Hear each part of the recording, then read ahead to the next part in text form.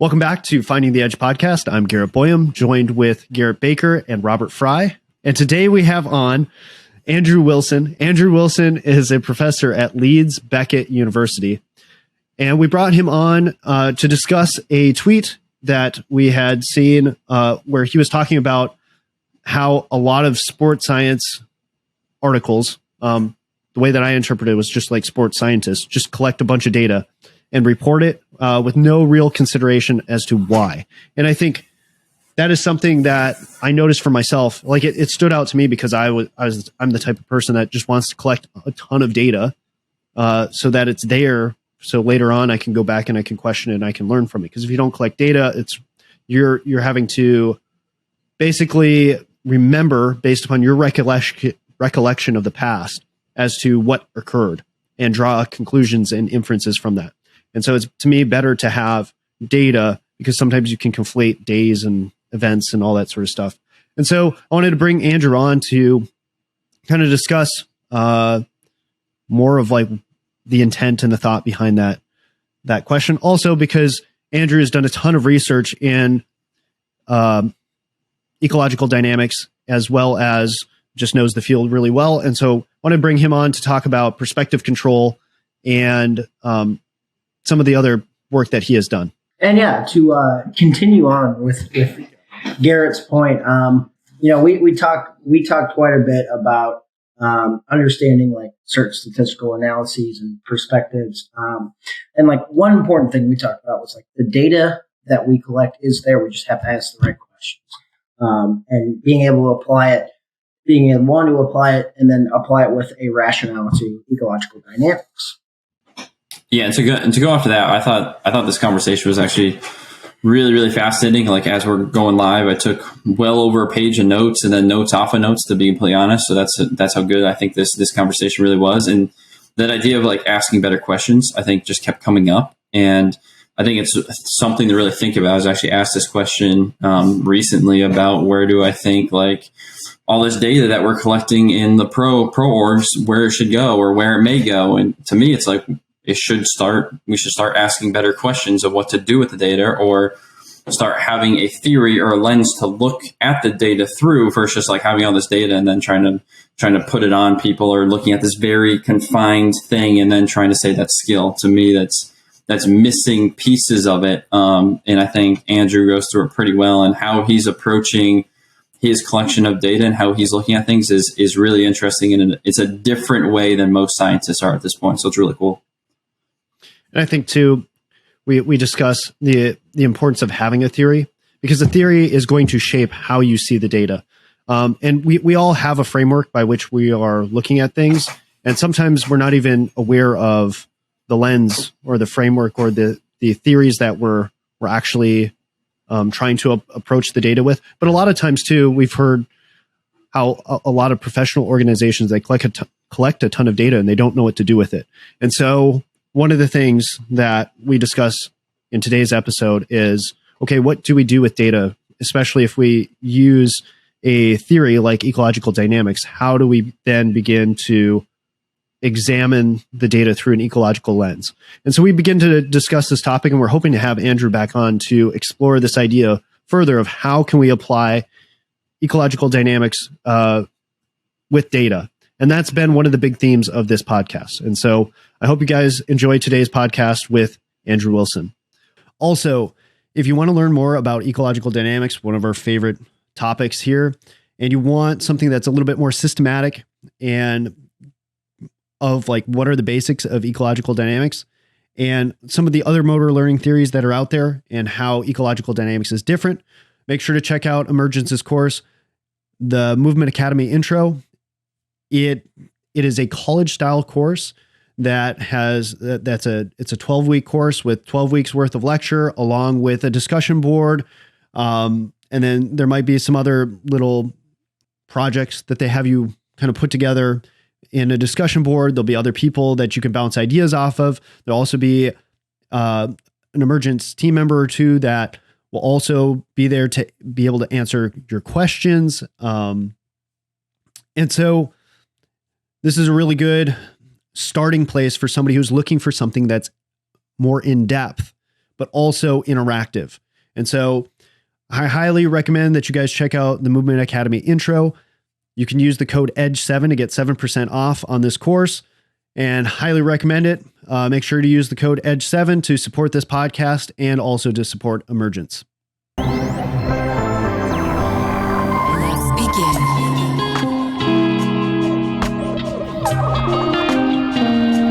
Analyzing. Finding the edge. To jump right in,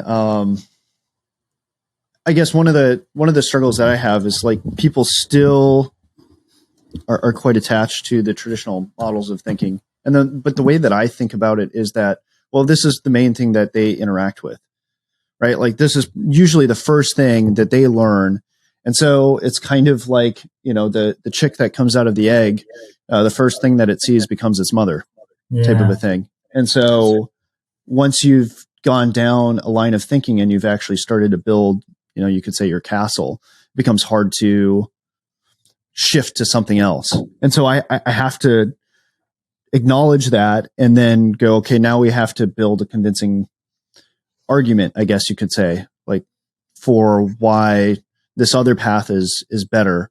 And so I guess that's where I guess I find my struggle when talking to people from this approach or about an ecological approach, and then perspective control.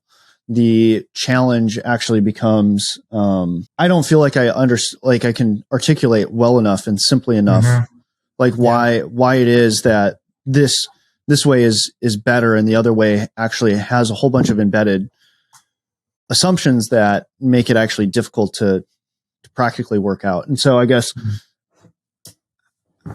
the other element too is that it's a little bit newer. And so like there's the argument that there's less evidence for it. Right. And so like, well, and then how does it practically work out? You know, like, and I think the practicalities of it and how it scales it's very subtle, because if you're using a predictive model, and then versus using an ecological approach and viewing things from like a perspective control perspective, how you design your practice designs initially, or maybe in your most ideal state, actually look very similar because both need information. And so that's where I think the struggle is delineating something, because I think the underlying theories matter a lot, especially once you start getting into when you start actually having to deal with the real world that is very constrained.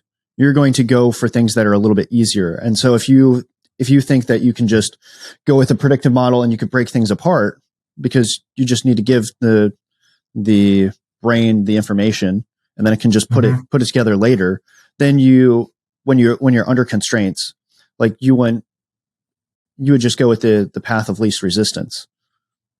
That's at least my thought of like why your underpinning theory matters. It's because your decisions under stress are going to change, or under constraint are going to change. Yes. There's quite a few things going on in there. Did you have any preferences to where to go? So no, what stands out most to you in your personal experience? I mean, so the first thing is this idea that people tend to come to the ecological approach second is really common. It's really funny, actually. We talk about it a lot. I was at a conference last year for the first time in ages, meeting up with friends in the Netherlands. And like, we were all people who came to the ecological approach via a different route. So we all had to do the thing of unlearning a whole bunch of stuff. We'd come because we'd encountered it and decided that we kind of resonated to it and thought it was a good idea. But yeah, there really is just sort of that fact of having to go through that process of unlearning.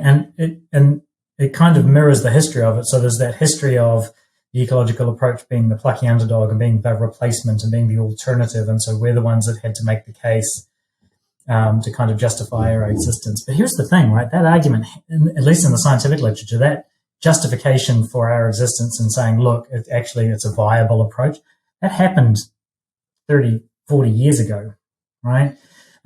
So the field itself has been productively ticking along, developing an evidence base for lots of these different things for a long time. So it's that weird situation where actually, like, a lot of those fights academically happened so long ago, and all the reasons for saying that we're at least a viable alternative, they're all there.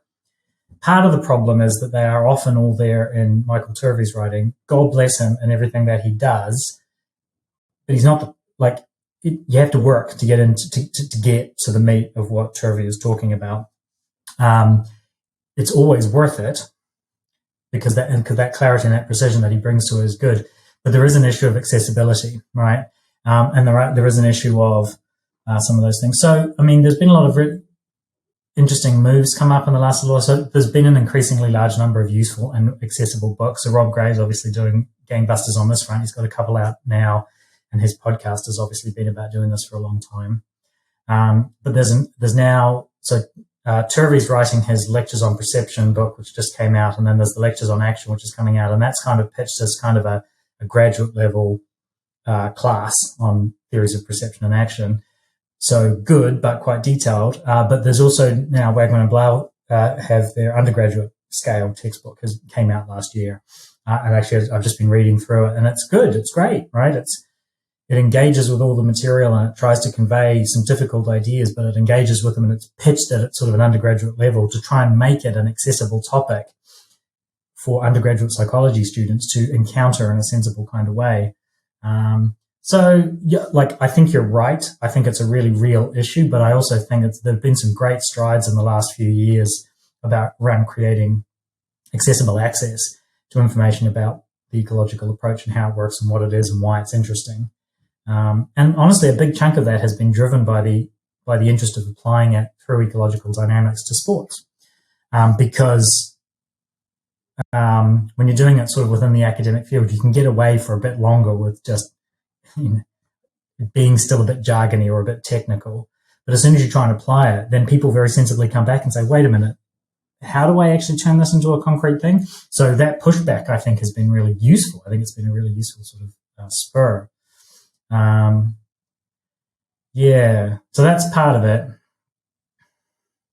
And then I guess sort of one of the other things you were talking about in there was sort of, there's this issue of your underlying theory of how all these things work and how important that is. And that's certainly one of the big discussion points that comes out within the bounds of sports science and coaching and things like that. People sort of talk about, well, how much do I have to care about the details of the academic theory that underpins this in order to inform my practice? And should I care?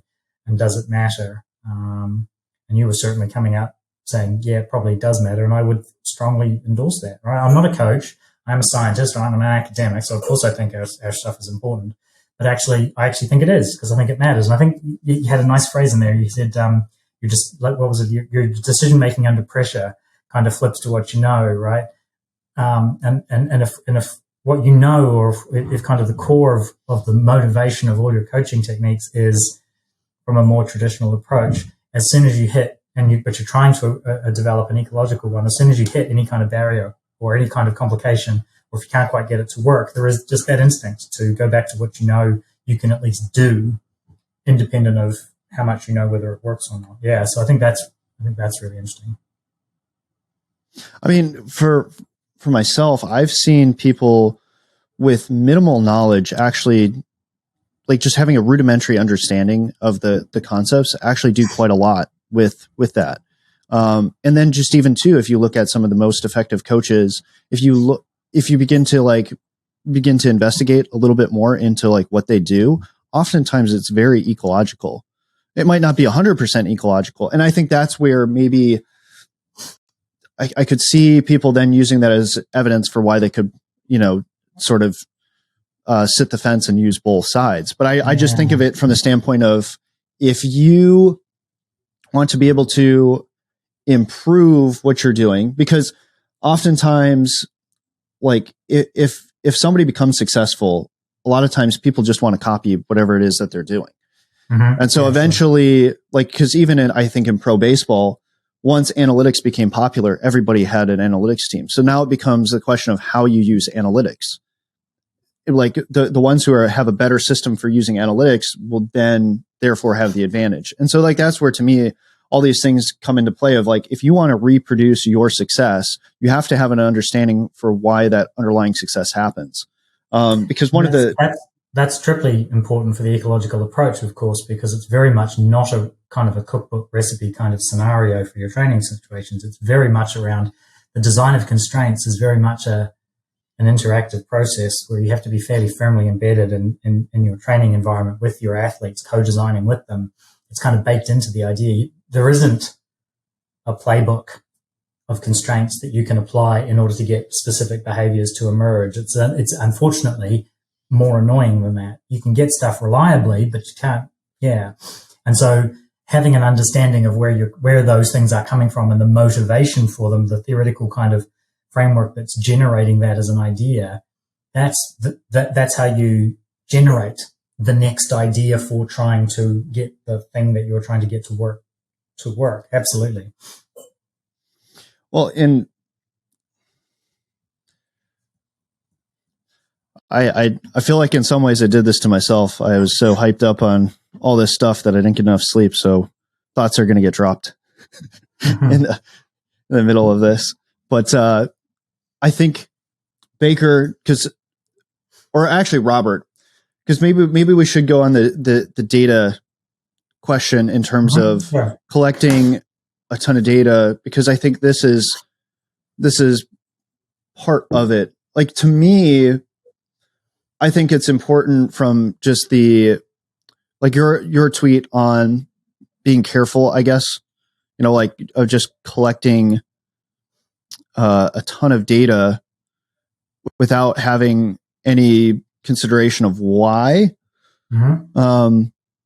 and reporting it. I think that's the thing, because like when I've done stuff and I have I take something from a paper or whatever, and then I want to collect data. What I do with a lot of like the sports science findings, whether you're talking about something like MODIS and the ideal workload management number, that sweet spot for acute to chronic workload. Yeah. I've seen criticism of it. And so hence where it allows you to ask the question of like, well, maybe I can actually ratchet that up, or maybe I don't have to follow that as rigidly. And like, if we're to do more research, would we actually find the reality be somewhere different? And so to me, I want to collect data first, and a bunch of data, before I say exactly and report like this is how we're actually going to use it. Because if I work with my assumptions first, it will exclude some things that will actually work.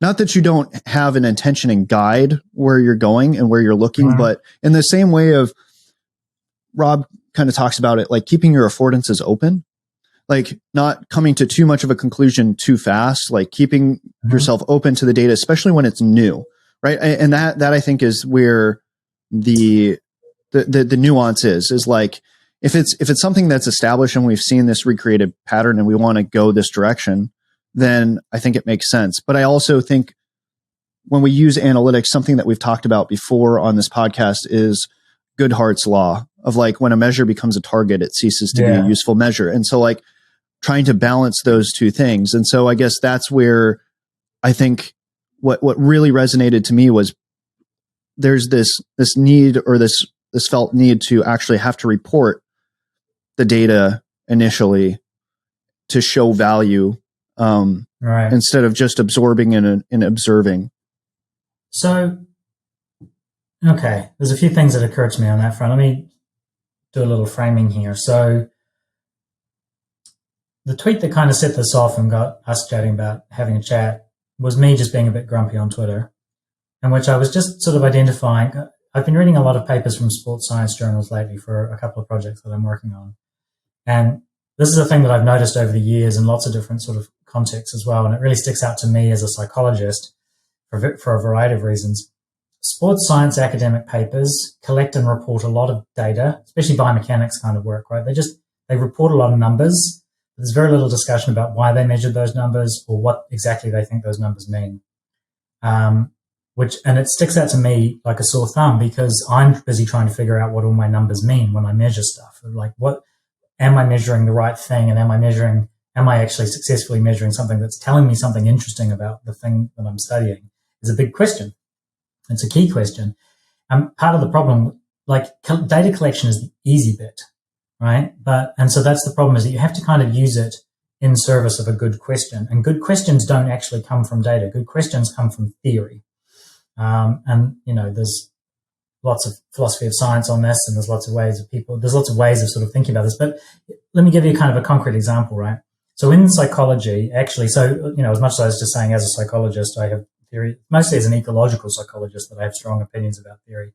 Because in psychology, there's also a bit of a tendency to collect data and interpret it in a fairly free-form kind of way. It's whatever you can make the statistics do, etc. And there isn't sort of a single kind of core. There are core theoretical commitments in cognitive psychology, but not to the point where they're generating specific hypotheses all the time. It's just kind of a constraint on how you talk about your data. And in science, what that gets you is a replication crisis, right? That's what it got psychology. The replication crisis is the problem where people were running experiments, finding statistically significant results, and not sufficiently interrogating the relationship between the study that they'd run and the data that they were getting, and asking they weren't asking important enough questions. And one of the results was that you end up with a bunch of results that were just statistical accidents. People got lucky.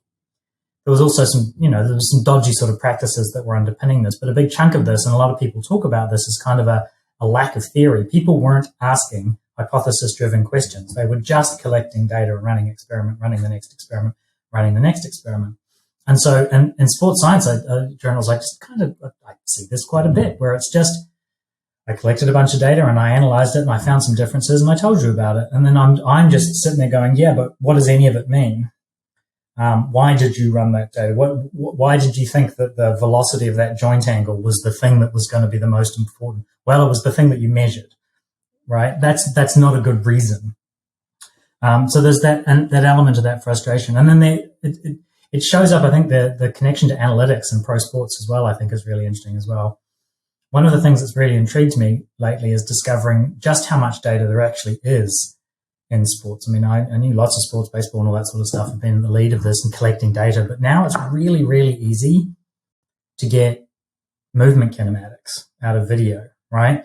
And automatically digitizing an entire, like English football game, digitizing the position of the players all over the pitch, for example. First of all, it's been used to create all kinds of cool displays, and you can see people passing and, when they're doing play-by-play and all that sort of stuff. And that's kind of cool. But it's really easy now to generate those numbers automatically. Like, the computational tools exist to do that digitizing and nice and robustly. And the thing about big data is that you can find kind of anything you want in a big data set. And you only find things that are interesting if you use that data in service of answering good questions. And data doesn't tell you the good questions to ask. Data's where you go with your good question, but you have to have that good question ahead of time. And scientifically, that good question comes from theory, which means that if you want to be asking good questions, this is why it's important to understand your theory and to have a theory that you are explicitly talking and thinking about as your source of your questions. Because actually, as a scientist, it's the source of my questions to go run my next experiment. As the coach, the theory is the source of your questions to try and figure out what the next round of constraints are that you place to try and make your training session do more of what you wanted it to do, for example. There has to be a place where those come from, right? And so that's kind of the problem. And I think it's a problem that occurs at a few different levels, at a few different scales. And like I say, it shows up in slightly different ways. It shows up as a potential replication crisis and potential disaster academically. And it shows up as just kind of people just reporting stuff. And, there's so many numbers around now. So the question is, what do you want to do with them? And it's really easy to ask stupid questions. It's really easy. It's really easy to ask bad questions, right? And so that's why it's really useful to have a good theory and some explicit commitments to try and say, no, okay, the reason why I'm going to ask that question rather than this other question is because this is the one that makes more, this is a better question because of my various commitments. And it's okay to rule things out. That's the other thing a good theory does, having a good framework, having a good understanding of what it is you're trying to tackle. It's okay to rule things out ahead of time and say, I'm not going to ask that question because that question doesn't make any sense. Someone else wants to ask it because they think it makes sense, then that can be their problem, and that's fine. And if they find something interesting, then you have to have a conversation. But it's okay to rule things out as, no, I'm not going to do that. And that's another thing that crops up, I think, in sports science. Sports science literature doesn't, and coaching, some of the coaches and interactive, people don't like ruling things out. People don't like saying, oh, no, I'm not going to try and do that for sort of theoretical reasons because that doesn't suit my constraint. People seem to get very nervous about that. Whereas scientifically, being able to do that is a huge help, right? It keeps you focused. It keeps you grounded. It keeps you pursuing a particular kind of coherent account. So, yeah, so there's a lot going on there. I don't know if there's anything in particular to pick up on. Yeah, and to kind of pick up on that, you brought up a lot of great points. So I think one thing that is a big struggle right now in the analytics world is we treat a lot of things as prescriptive. And what I mean by that is, we just report data and say, here it is. But we don't do the secondary thing of, what to do with it. We just say, hey, X is Y. And I think part of it too is, with all these numbers, like there's a big lack of knowledge and / understanding with it, because we have this big constraint called time, especially in the coaching world. Yeah, sure. Because once in colleges that say maybe have certain form of analytics, but don't have the staff behind it to be able to analyze these numbers on a full-time role, they're going to cut corners. Mm-hmm. And with that being said, then it becomes an issue of, again, Goodhart's law, but then it also becomes an issue. So like in the statistics world, this happens a lot. I'm sure you've run across this quite a bit, Andrew. A lot of statisticians will try to fit an R-squared model. Or try to just force variables to be like, oh, my R squared is this, so that means this. But then they fail to realize, obviously, the classic quote, correlation does not imply causation. So I think if given more time, or at least an educational aspect to understand like what these analytics mean and how we can apply them, would help a lot. But right now, we're just dealing with a big constraint, which is, simply put, time, given the amount of resources available. Yeah, I'll often say, never send an engineer to do a psychologist's job. Definitely never send a psychologist to do an engineer's job, but don't do it the other way around either. And by that, I mean there's a lot of really clever, sophisticated, technically minded engineering people who have built the capabilities to accumulate all this data really quickly and efficiently and effectively and reliably, and that's amazing. But they were the wrong people to come up with the things to do with the data, right? Because what they tend to do is they tend to generate numbers based on things that they can quickly generate from the data set, as opposed to trying to find the data, what the data can tell them about something that they actually want to know about. They don't know how to ask behavioral questions. So my favorite example of this right now is in football, right? So in English, sort of European football, soccer, is, you can get these data sets very quickly. These clubs just send off the video footage of all their training sessions, for example, and a company will digitize it, produce a bunch of metrics and just send them back a spreadsheet, right? And all of those metrics are things like, number of times person X touched the ball, number of times person X passed the ball, all the, some interesting numbers, right? Why? But the thing is, why? And those then become the numbers that people are using the data for. Why are those the numbers? Well, those are the numbers that are easy to pull out that an engineer would look at and go, yes, I can count the number of times somebody touched the ball. That's the thing I can do, and I know the algorithm for that. That's fine. But actually, the more interesting thing is not how many times did the person pass the ball. What you really want to know is how many times did they pass the ball when passing the ball was a good option? How many times did they not pass the ball when passing the ball was not a good option? And then the various combinations, right? And that gets you more complicated. Instead of just asking, how long, how many times did person X touch and then pass the ball? It's when that person had a ball, what were the affordances in front of them for passing, right? What were the gaps? And here's the thing. All of those kinds of questions can be answered with the exact same data set, right? So instead of just taking the data from an individual and counting how many times they do things with the ball, now you have to start asking questions. When the person had the ball, where was everybody else? That data exists in the data set, but no one's thinking to ask it. Well, when I say no one, people are starting to think about how to ask these questions. They're harder questions, and they're the kinds of questions that you only think to ask if you think affordances are interesting. And they're only the kinds of things if you start thinking a bit more relationally, where the skill of a player is not just did they pass the ball, but did they pass the ball when passing the ball was a good option, right? How many times did they try to pass the ball when it really wasn't on, right? Those are two, very distinct questions. But it's all potentially answerable. This is the thing that's intrigued me, is that the data's there. You just have to ask different questions of it. And like I said, there are people out there who are trying to ask and answer these different questions. But the reason why those people are coming up with those different questions is that they're ecologically driven, right? They understand that they're coming at it from an ecological perspective. They're coming at it from an understanding of, more dynamical systems and thinking more dynamically and thinking about process rather than outcome. So the good questions aren't coming from the data, right? The data's there and can be interrogated in a bunch of different ways. So, and that gets back to the idea of just, generating your R square fit or whatever it is on whatever your data. Statistics are great, but what statistics are is it's a linear model. You're trying to model your data with a set of linear components. If you're trying to model a non-linear system, then you're only going to get an approximation out of your model, unless your model of the data can handle nonlinearity, right? So the general linear model is useful and powerful because the maths is straightforward and it works surprisingly well. But the reality is that actually the things that we're kind of interested in, especially once you start getting into pro sports, especially when you start getting into more complex, sports with multiple teams and lots of different people and lots of different moving parts, that's immediately a nonlinear complex system. And you need to be approaching the data from a radically different perspective in order to be getting any sort of meaningful answers out of the data.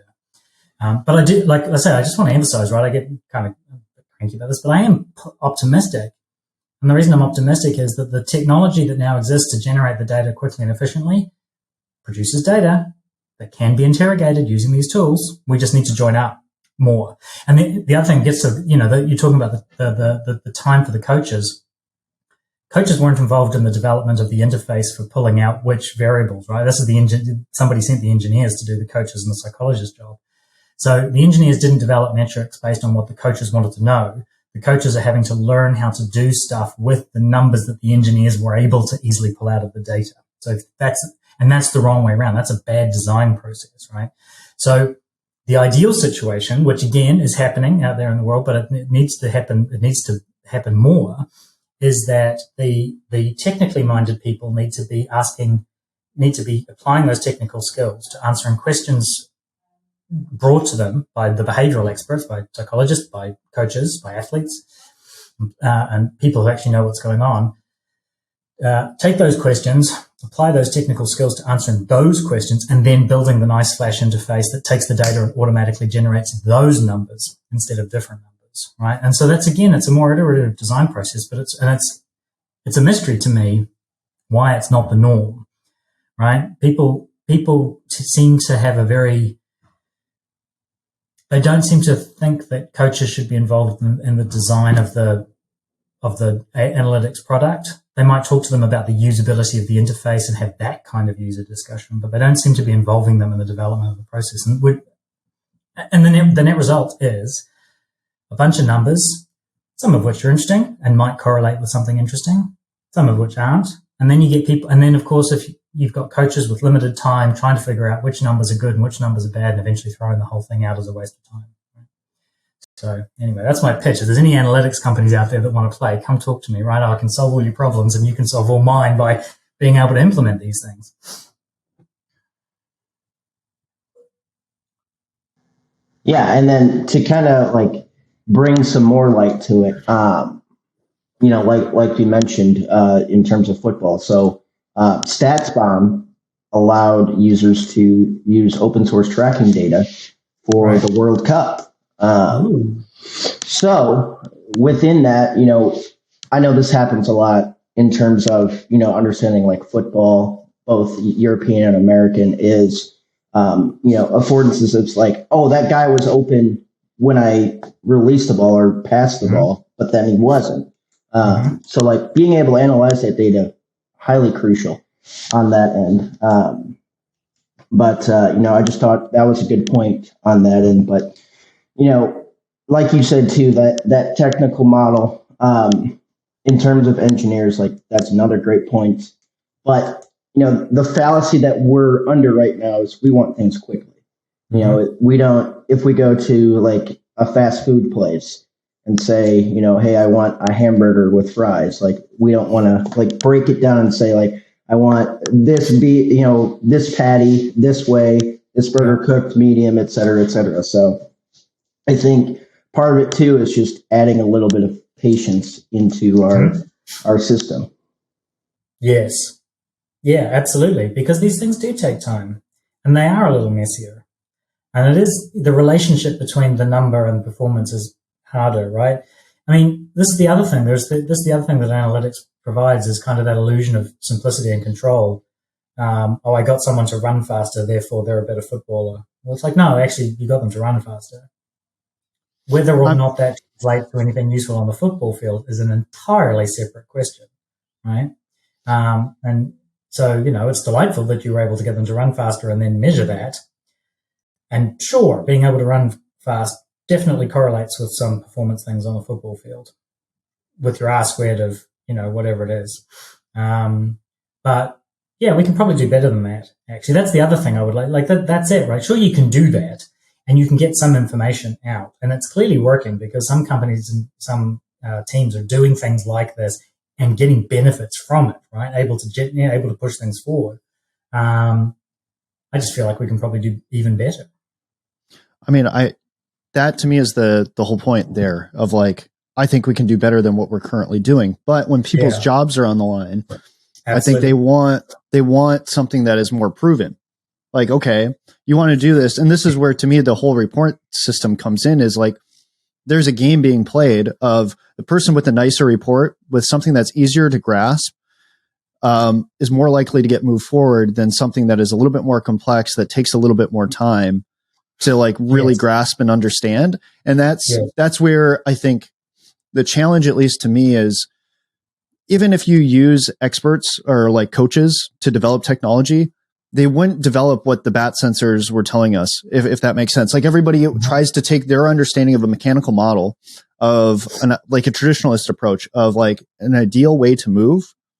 What they've come to understand, like, to be the biomechanical best optimal, and they try to shove that into what the technology spits out. Because I saw that happen when the bat sensors came out, of people were trying to infer like, oh, were their hands staying inside? And even though the technology didn't necessarily demonstrate that, but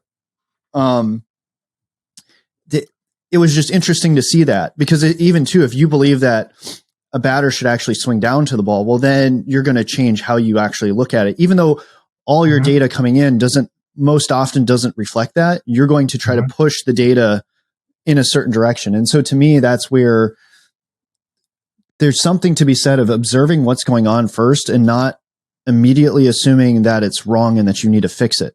Like, and that's where I see like sometimes the danger of taking your preconceived notions and trying to fit everything to that, and change reality to fit your theory. And so that's where I think it's like, why theories are important. And like, because like, for example, when you start talking about science, like, I almost would like to hear your thoughts on like the myths of science that people, because they have, right. You talked about, I mean, I've heard of like these different theories of like the frame problem and this idea of using that idea to like explain why is it that we struggle to be on the same page.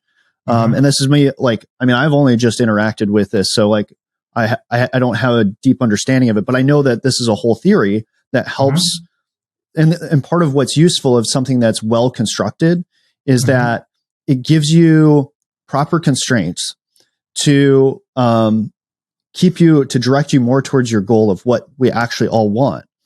But because we've been sold oftentimes this like pop science understanding of things. Like to me, everybody talks about like, well, can you explain it simply? And it's like, if your goal is always simplicity and to explain it simply, not that that's necessarily a bad goal. Oftentimes you strip out the what something actually means in order to get that simplicity. And so you actually, you lose, you don't actually have the whole thing.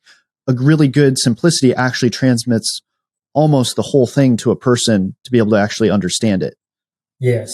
So this is a thing. So one of the hats that I wear in my day job is as an educator, right? So I'm a lecturer at a university. So I teach, but I'm also interested in successfully communicating and educating people about the ecological approach through my papers, through interacting on social media, etc. So this issue of how best to educate people about these things is very much on my mind. And then one of the things that especially comes up in the coaching realm, and it especially gets thrown around in social media, is this idea that ecological psychology, no, it's too hard, it's too full of jargon and all that sort of stuff. Can't you make it simpler? Can't you strip it down? And I think your point is very well taken, that actually there's being clear and there's simplifying, and those can easily be two different things. Simplifying can often just be trying to take a square peg and jam it through a round hole, and you succeed, but when it comes out, it's not a square peg anymore, right? It's been rounded off. So I always try and reply to people and say, look, I get that there are technical terms in the ecological approach, for example. We talk about things that don't feature in everyday language. We talk about attractors and various dynamical systems things. We talk about affordances. We talk about perceptual information. We talk about attunement and all these kinds of self-organization. And part of the issue is that these concepts don't just float around in day-to-day conversation the way a lot of psychology and psychological terms float around in day-to-day conversation. So they are technical terms in that sense. But part of the issue is that they're only jargon if they're kept impenetrable. And I can help, for example, bring someone along for the ride of learning what those words mean and how to use them. But the person's got to meet me halfway, right? There's a responsibility of the learner to come towards me as I am coming towards them, and then we figure out how best to get this to work. And the thing is, without that, with just the demand to make it simpler, make it consumable for me, that's not how learning works fundamentally. That's not how learning things works. What that is it's just an objection that's designed to make it so that I can't succeed. So it's a bit of a bad faith move. But here's the thing, right? It comes up, students will come to me and say, I just want it simpler. And part of my job is convincing them that actually we both have some responsibility here. I'm willing to do my part, right? And come in and try and help those communicate. That's fine. It's okay but it's okay that this stuff is initially a bit tricky and new. And that if you want to actually understand it, I can't give you that. I can't give you knowledge, right? Let's face it. That's a very ecological notion right there.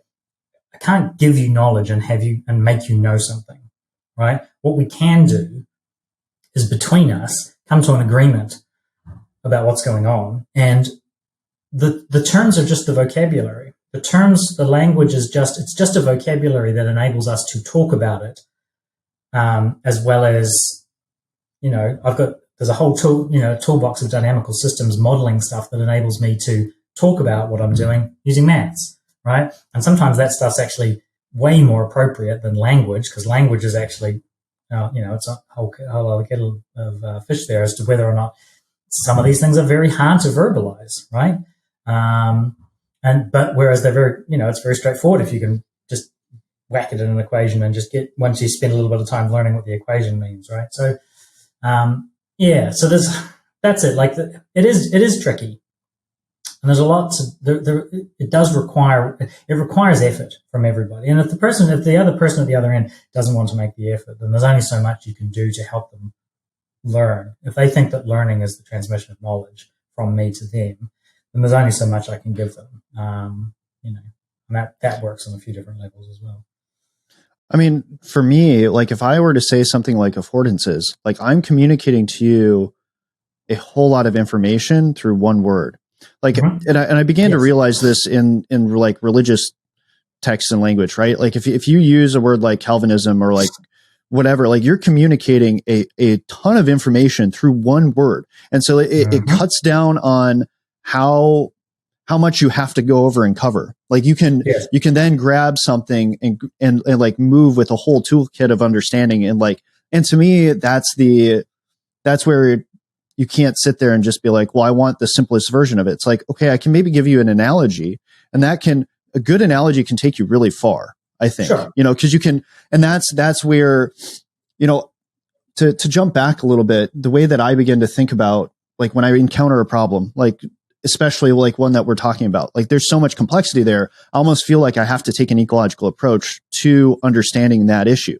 And that's where I actually think the real power is like, this is something that like Sean, I think, of a theme that I hear from Sean Mishka so much is like, this should become your form of life. Like when you begin to actually become ecological through and through, it helps you make sense of the world a lot more. And at least something that for me personally, like I kind of held myself to or came to an understanding of like, if I understand something, I don't get to be mad about it. Because if I understand something, then I have to now problem solve to either become more, I guess now to use the ecological language, become better fitted to this reality of like what I understand. And so that to me, in a long circuitous way is like how I begin to like try to parse through this stuff. But like, cause there are certain challenges of like just understanding human psychology of most people because of there's so much information out there. Like in order to function, it's easier to grab something like a surface level understanding and to run with it.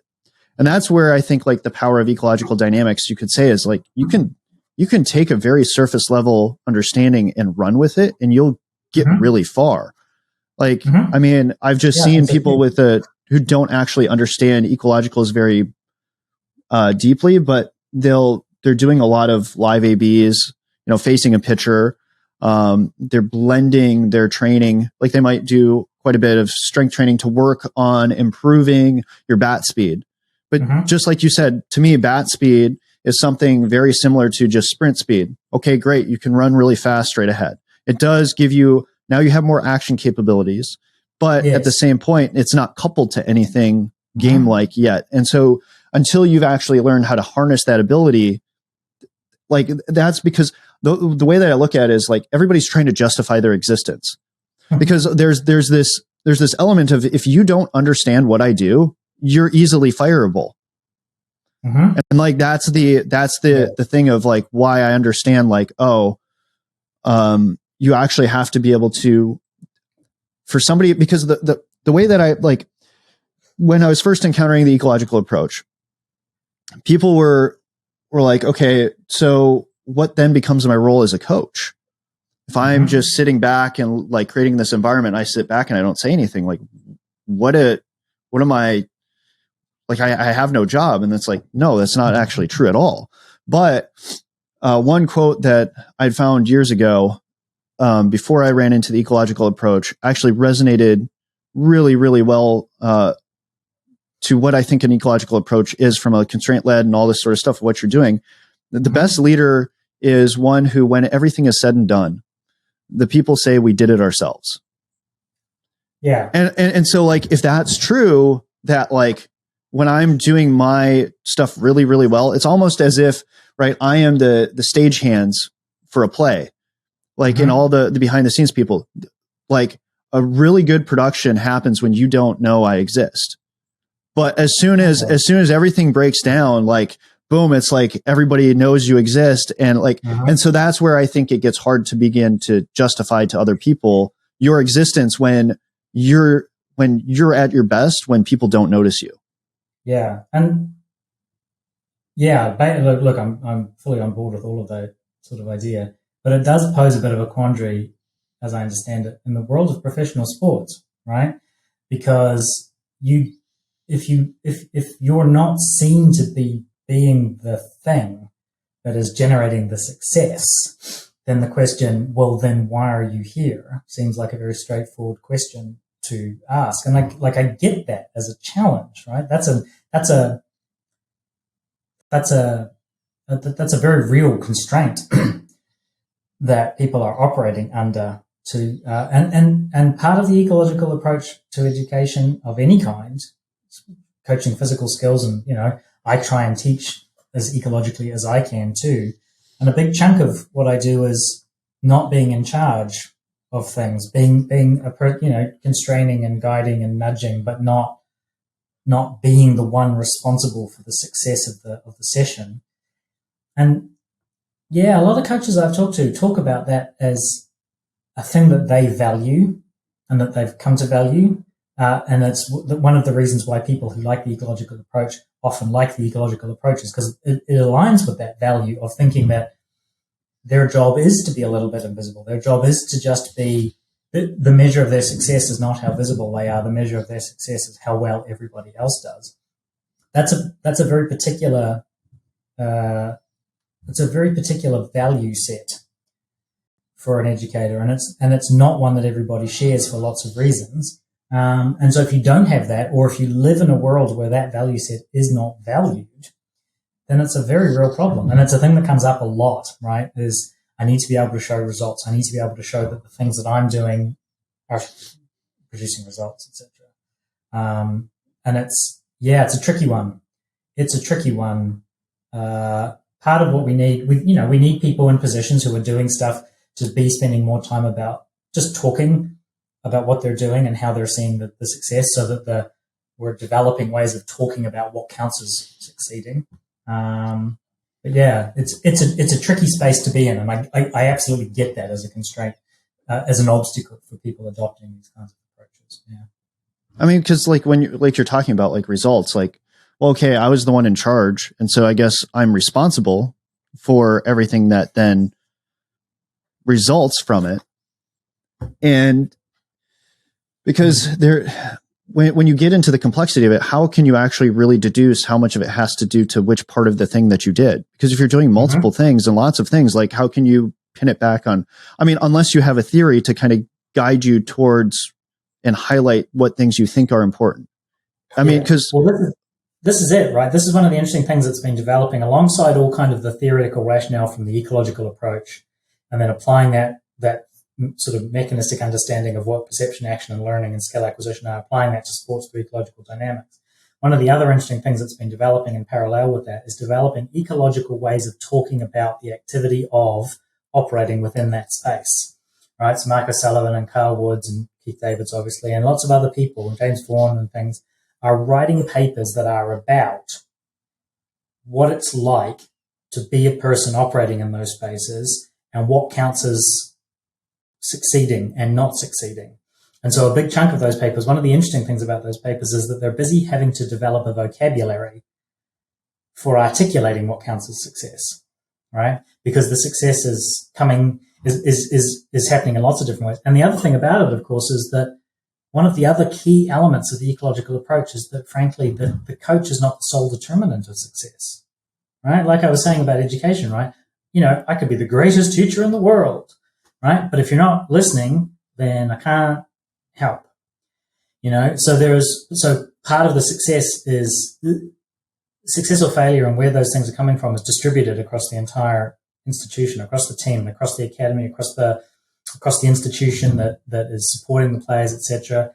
Right? If all your players are, if all your players are tired because they're working 2 jobs in order to be able to do something, then that, there's only so much you can coach past that, as a dumb example, right? But these things are, so this is where you're trying to get to this complexity, right? Complexity is the deal.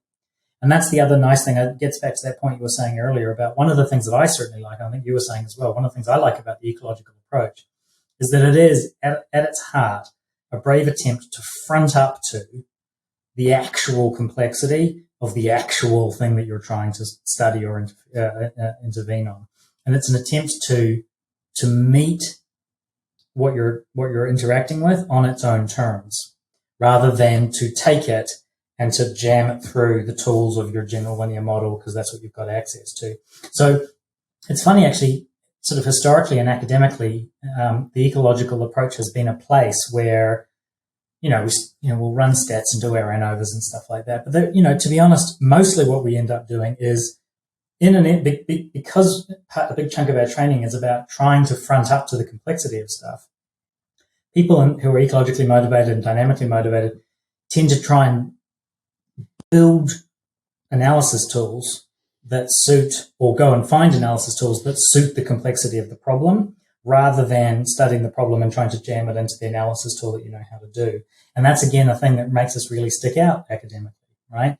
It becomes a problem because we're the only ones using, we're doing things like uncontrolled manifold analysis and, fractal this and differential that, and everybody's getting very sort of stressed, and that gets back to the vocabulary issue, right? And again, part of our job has to be, and people do good jobs of trying to do this, of trying to bring people along, saying, look, the reason why we're doing this is because blah blah blah. But I think you're right. I think trying to front up to the complexity of that of what it is you're trying to do is important. And one of the nice things that's been happening over the last 20 years is that there's a lot of tools out there. There's tools for handling data that front up to the complexity of data. There's vocabulary tool. Like I was saying, I'm just thinking about some recent stuff from Marcus Sullivan and Jimmy Vaughan. They're building a conceptual toolbox, right? They're building ways of talking about these things, right? Because some of those ways of talking didn't exist before because they weren't required, because no one was talking about the full complexity. And a big chunk of a lot of that style of work is trying to do is build a conceptual toolbox that then enables you to have conversations to tell people what it is that you're actually doing. And you can start having the conversations about whether or not you think it's working. Yeah. So one thing to jump back a little bit that you touched on was the measurement part. Mm-hmm. One thing that I took from David Snowden and his Cynefin framework is that it's because it's a complex system. It's better to measure the direction of travel than it is to measure, like, are we getting to XYZ number? Yes. And so, like, to me, it's in service of whatever your main goal is. And so, for example, in baseball, you have to ask the question, well, what are we trying to do here? If the goal is to win a baseball game, because it's at what level are you breaking down the analysis? Because everybody wants to win the championship, right? Well, in order to do that, you have to win games, but you only have to win enough games to get you to the dance. You don't have to win all of them. You just have to win enough. Because, like, the team that has the best record in the regular season, at least in baseball, it's not indicative that you're going to win the World Series. Yeah. And that's, Robert, I guess you could speak more to that, how often the team with the most wins actually is the one that wins the World Series. People have been complaining about that actually more recently, that, like, relative to other sports, baseball tends not to have the best teams playing in the final game. Which I don't hate that. But it's an interesting outcome, though, right? It's an interesting outcome of the selection process. The selection process selected the best team, and the best team isn't necessarily the ones with all the best players, but it's the one that was able to consistently do the work on the day across an extraordinarily large number of games, right? So there's your selection pressure. If you want a different outcome, you have to change your selection pressure. You have to change the structure of the regular season, right? Yeah, absolutely. On the second end of it, in terms of just sheer probability, like, given how baseball is constructed, you have your 3-game wildcard series, you have your 5-game division series, 7-game championship, World Series. Like, there's that element of randomness within that probability to say that the weaker team, per se, is more likely to win. Because if you do it, whereas it's, like football, where it's just one game, more often than not, the better team will win because in just one game. But since the sample is increased to either 3, 5, or 7, there is that element of randomness in the probability. Okay, so I want to touch on the randomness probability stuff, because to me, when you get into because there's underlying presuppositions, because a lot of people take the randomness probability and then they try to translate it across, like, those large data sets. In the sense of, okay, well, when a guy's on a hot streak or whatever, well, that's just luck. It's like, well, is it really? Because if you go with that assumption, then you're not going to look for any underlying mechanism that is causing that. And the question is to me, an ecological approach explains why a guy is hot. And then the question is when we're in a cold slump or whatever it is, like, how do we get you back into that? And then there are other things too of like, well, he's just hitting it really hard and he's just getting really unlucky because it's going to guys. You're like, well, maybe we need to train him to hit it not at guys. Like, if you're going with this like luck assumption that hitting is just luck because it's hard, which it is. And I don't think maybe you can hit the ball with precision to wherever you want on the field. I think there's enough evidence to demonstrate that you can hit it to an area of the field. Sure. Like given like, I mean, and so to me, this is where your underlying, assumptions will drive what you think is possible. Mm-hmm. Yeah, for sure. Especially in baseball batting. Jesus, if there wasn't an element of skill involved, there wouldn't be differently skilled, batsmen, right? Like people would all basically, on average, over a season, end up with about the same batting ranking, right? So there's clearly something going on where different people are better able to do different things. Yeah, for sure. And as a psychologist, as soon as you see any sort of pattern like that, as a scientist, the first question is, oh, why is it? What's pulling you away from everything being even? Well, there must be something going on. Look, there's plenty of work trying to figure out what that is, right? Part of the problem is, of course, it's focused on boring stuff like visual acuity or reaction time or all those kinds of things, right? Where it actually needs to be. What we actually know is that behavior emerges from the collective of constraints that are operating on you at the moment. Some of those you bring with you, some of those are imposed on you, and it's how they play out over time, right? So as you're trying to do the thing, that's where behavior comes from. So yeah, the big problem has always been going to look for that enduring feature of the person that you might be able to improve, right? Whereas it's obviously more complicated than that. All right, Baker, you've been very silent for most of this. I'm curious if you have anything that you would like to add, and how you would like to perturb the discussion.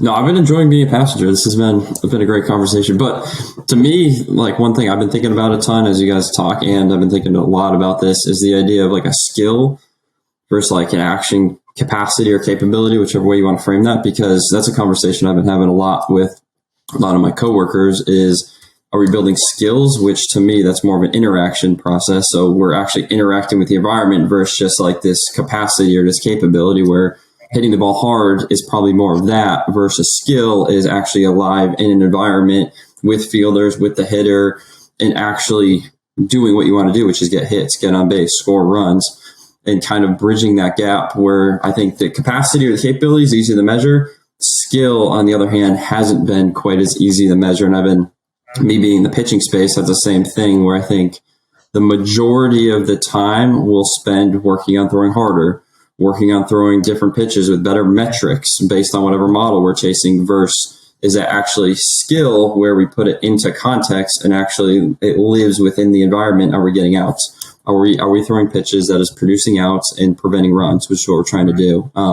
And trying to get to more measurements on that front. And that's been a lot of my headspace. Not that I'm good with the analytics side, but that's where I've been thinking a lot about. Yeah, the metrics thing. Yeah, it's a really interesting and challenging problem is coming up with metrics of skill. That's a really nice way to frame it, actually. And that's definitely, honestly, it's like, it harks back to what I was saying earlier about analytics and thinking about what to do with all those numbers. So it's definitely been on my mind as well, because it is hard, right? I can measure this, you can measure a pitch speed and see if that number goes up. That's really easy.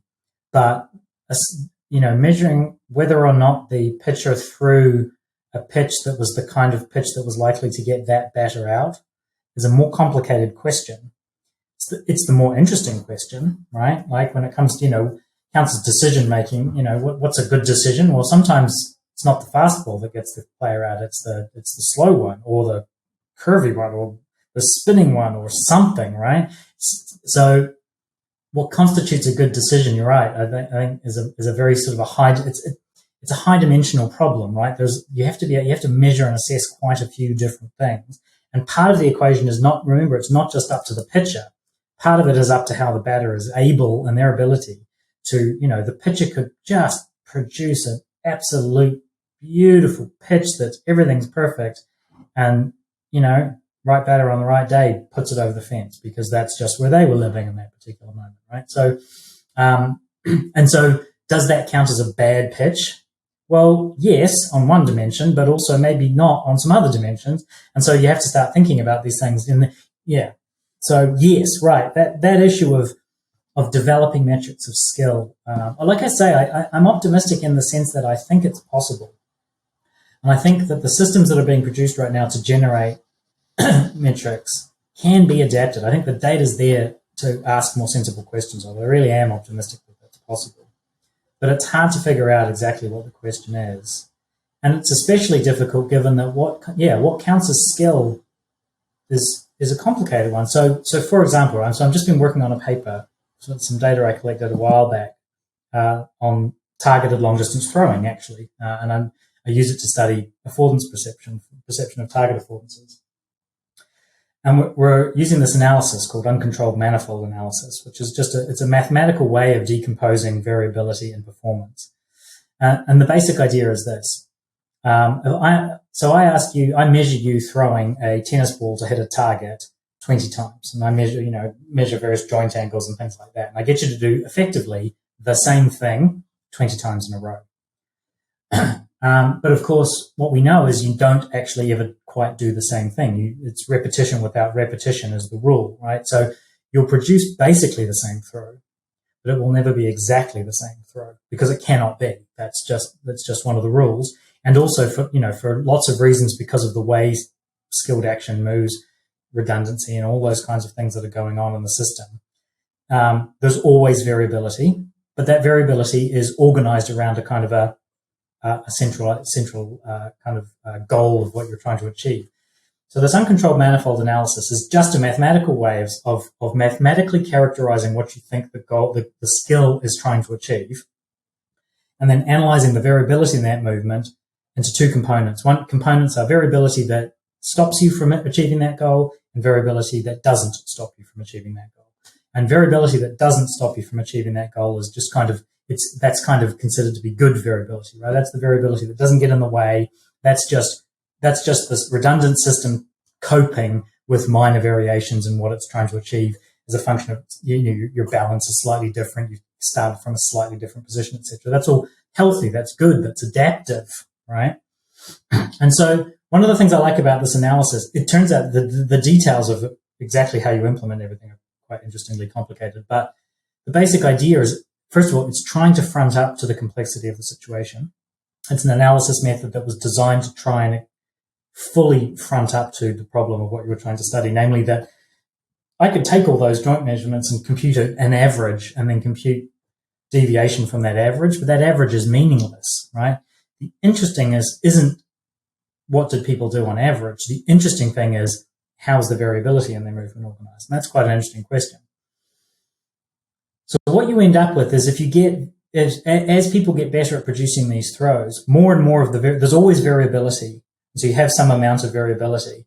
But as you get better, more and more of a higher and higher proportion of that variability lives within the uncontrolled manifold, lives within the space where it doesn't affect the outcome.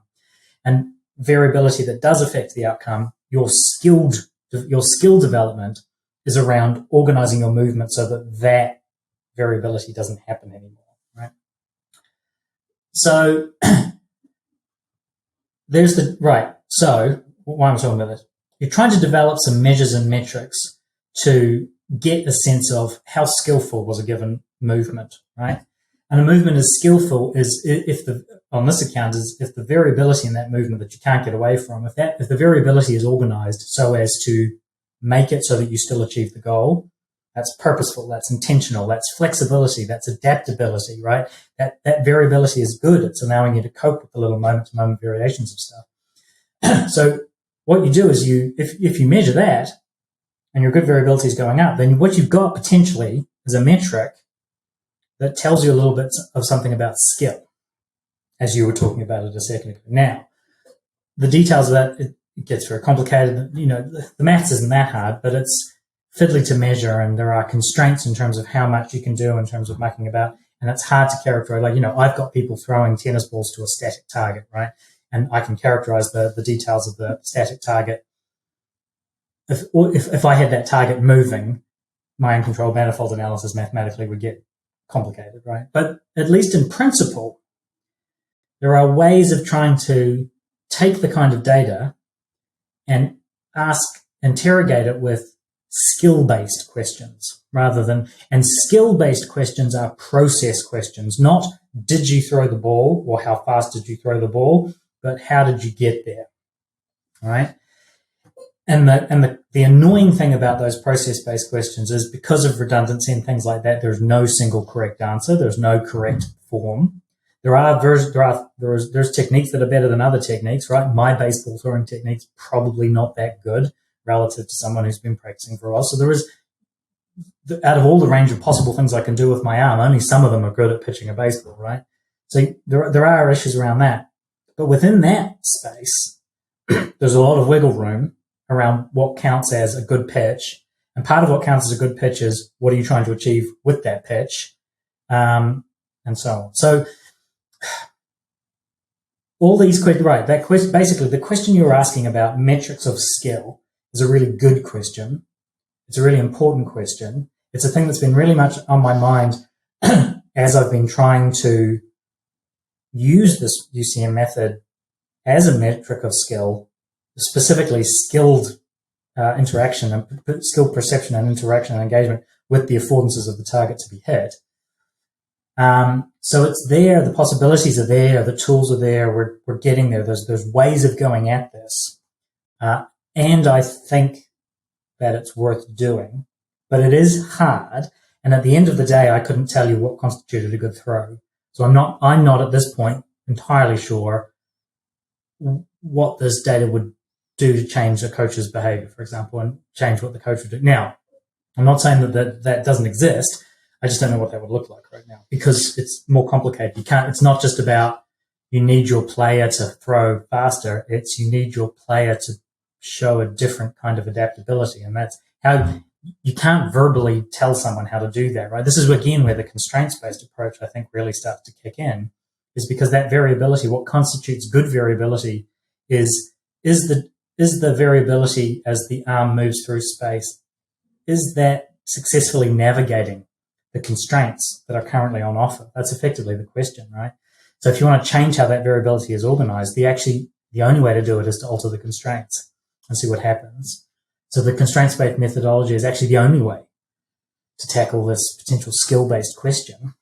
It's not at all clear that you could verbally instruct your way or, to doing that, etc. So, but it's harder. Absolutely, it's harder. And I don't know it's not, I couldn't turn that into something I could sell somebody, right?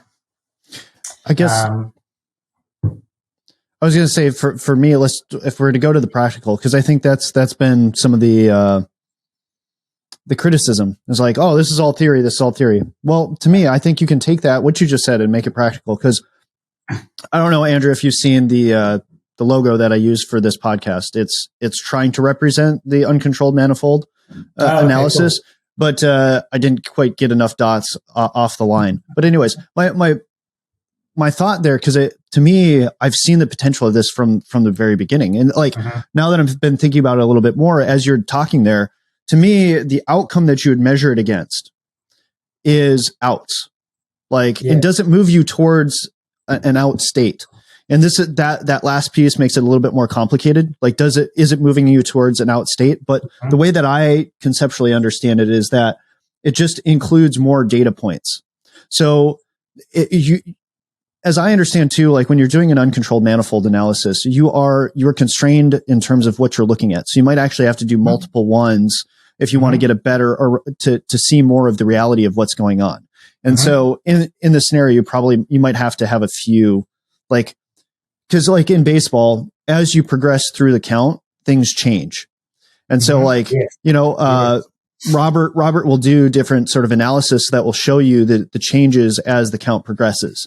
Yeah. And so similarly to me, I think that's how you would build this, but you would have a top line thing that would give you, because really what you're looking for, because to me, as I'm thinking about this, even from an ecological approach, I'm looking for something that is specifying enough to then pull me a layer deeper into more and more specifying. But like, because maybe we could get into this idea too of like specifying information, and is there a difference between specifying information and higher order variables? Because to me, there's layers of specifying information, and if you can move to a higher form of specifying information, which to me is a higher order variable, you begin to then, that higher order variable then gives you all the other lower specifying stuff, and maybe that lower specifying stuff is actually context specific, and so like the higher order variable actually points you to what is specifying in your environment. And so how all this comes back is to actually how we view and utilize data. Because it's going back to like what you talked about before, like, what does this data mean? Like you always have to answer that question of like, okay, what does this mean and what do I then do with it? And so what you're trying to do with the uncontrolled manifold analysis is you're simplifying it. You're asking a simple question of, did this meet what I needed? Yes or no? And you can actually create probably a score for like, how close are you to that line? Because like what's interesting to me is just like when you look at it visually, it looks a lot like the traditional linear models that you're actually used to looking at. You know, if you're to like look at something, you actually want things to clump towards the line. And in an uncontrolled manifold analysis, that's actually what you want. To show improved skill, you have a better fittedness to that line. If you have it tied to the outcome that actually matters. And so if we're talking about pitching, the outcome that you're looking for is, are you getting an out? The challenge with pitching actually is, it's actually simpler for hitting. Because hitting, it's like the answer is, did you hit it, yes or no? I mean, you could make it more nuanced if you want to get towards more of the skill element of like, did you hit it well enough to get you a hit? There's a difference between like asking the question, did you hit it? And then you can look at something like the temporal constraint, because for me, this is where what you highlighted with the uncontrolled and manifold analysis, as I understood, is like, oh, cool. You just have to get the answer. Like if you just pick a random number, like 5, how many different ways are there to get to number 5? Yeah, and the answer is infinite. There's an infinite number, even though that's like, so for example, if you're in a time constraint, there is a constraint in terms of like the how you do it, but the number actually within a constraint, within an area, is actually infinite, right? Because of the fact that you can use decimal places, like you basically go to infinity. So even within a small constrained space, you can get infinity. I don't know, that's probably more philosophical than what we need to get right now, but I find that fascinating that you can get infinity through that small constrained area. I mean, that's the essence of the kind of the ecological insight that underpins the uncontrolled manifold analysis, is this notion of motor abundance, right? And repetition without repetition. The idea that your body, the system that you're trying to control, always has more degrees of freedom than it needs in order to achieve any given task. It just does, right? That's just always the case. And given that that's always the case, that means there's always more than one way to do whatever it is you're trying to do. And technically, there's an infinite number of ways of doing it. Although in practice, right, it's not infinite, but in principle it is. And the whole point of the uncontrolled manifold analysis is just to take that insight and then also to identify that, sure, there's an infinite number of ways I can do stuff, but there's a lot of organization and structure going on in how you actually go about navigating that space, right? So there's a lot of things that you never try. There are options if you ever needed them. And one of the things that you see is that so for example, you do uncontrolled manifold analysis, you get people to try and do the same thing, say 20 times, right? So I got people to hit a target 5, 10 or 15 meters away 20 times. And so, and the reason you do that is that you need some sense of the spread of people, of what the repetition without repetition is. They're trying to do the same thing and they don't do it exactly the same the whole time. So you need to map out that variability. But then you get into the interesting question. One of the things I've run into is, what actually constitutes the same thing? And so pitching a pitch when it's no outs versus 1 out versus 2 outs might not count as the same thing. In fact, it almost certainly doesn't, right? And this is where you have to start thinking about what's the coalition of constraints that are currently operating. in order to shape that particular behavior from which things are emerging in real time. So it's not the case that a pitcher just comes up and delivers the same pitch all the time, right? That context shifts. And sometimes the context is something to do with the rules of the game, and sometimes the context is something more sort of physical. Is the batter left or right-handed? Are they tall? Are they short? Are they big? Are they short? Big? Are they little?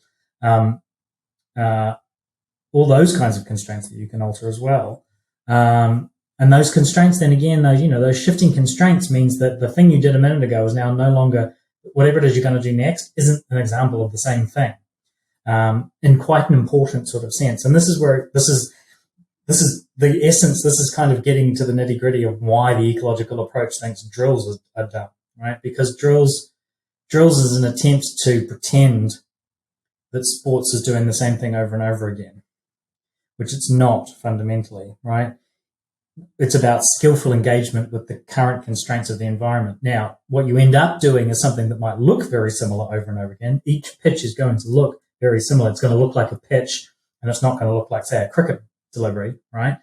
Because so it's not random what you're doing. It is constrained, but it lives within a bigger space than people give it credit for, right? The pitching movement. And so trying to do the same thing over and over again is not necessarily the best way to train something, because what you're actually trying to do is you're trying to teach people how to skillfully engage with those constraints so that they can shape what they're doing to best meet those demands, right? And again, the essence, for all its limitations and for all the various sort of complexity of applying it, things like the uncontrolled manifold analysis, they're an attempt to front up to that reality and to quantify it and to organize it in a way that you can then talk about it scientifically.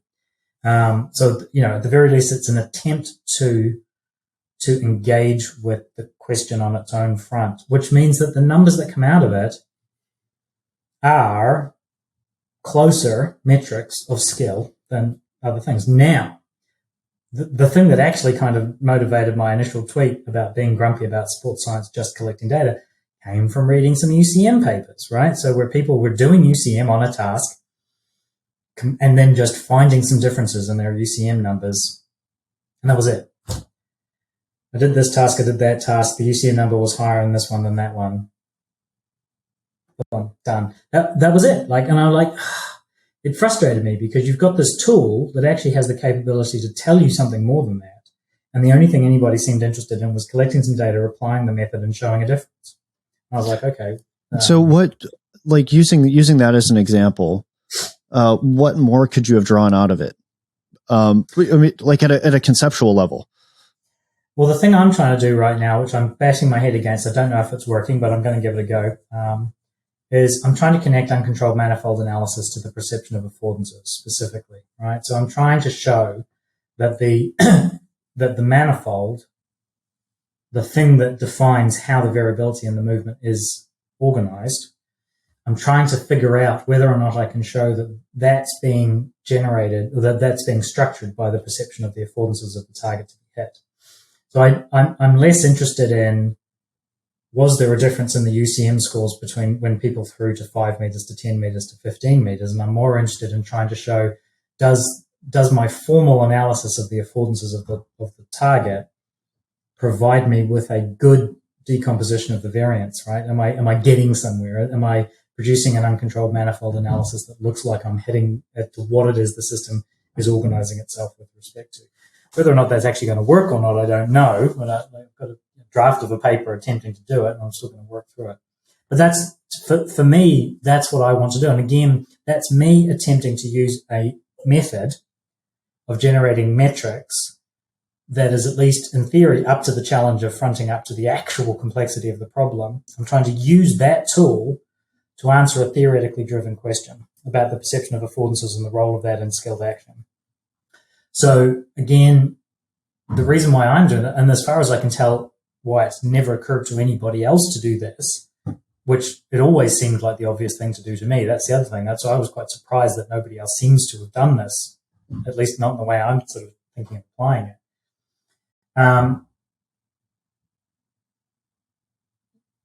That question makes complete sense to me, given my understanding of what skill acquisition and skill performance is from that ecological kind of understanding.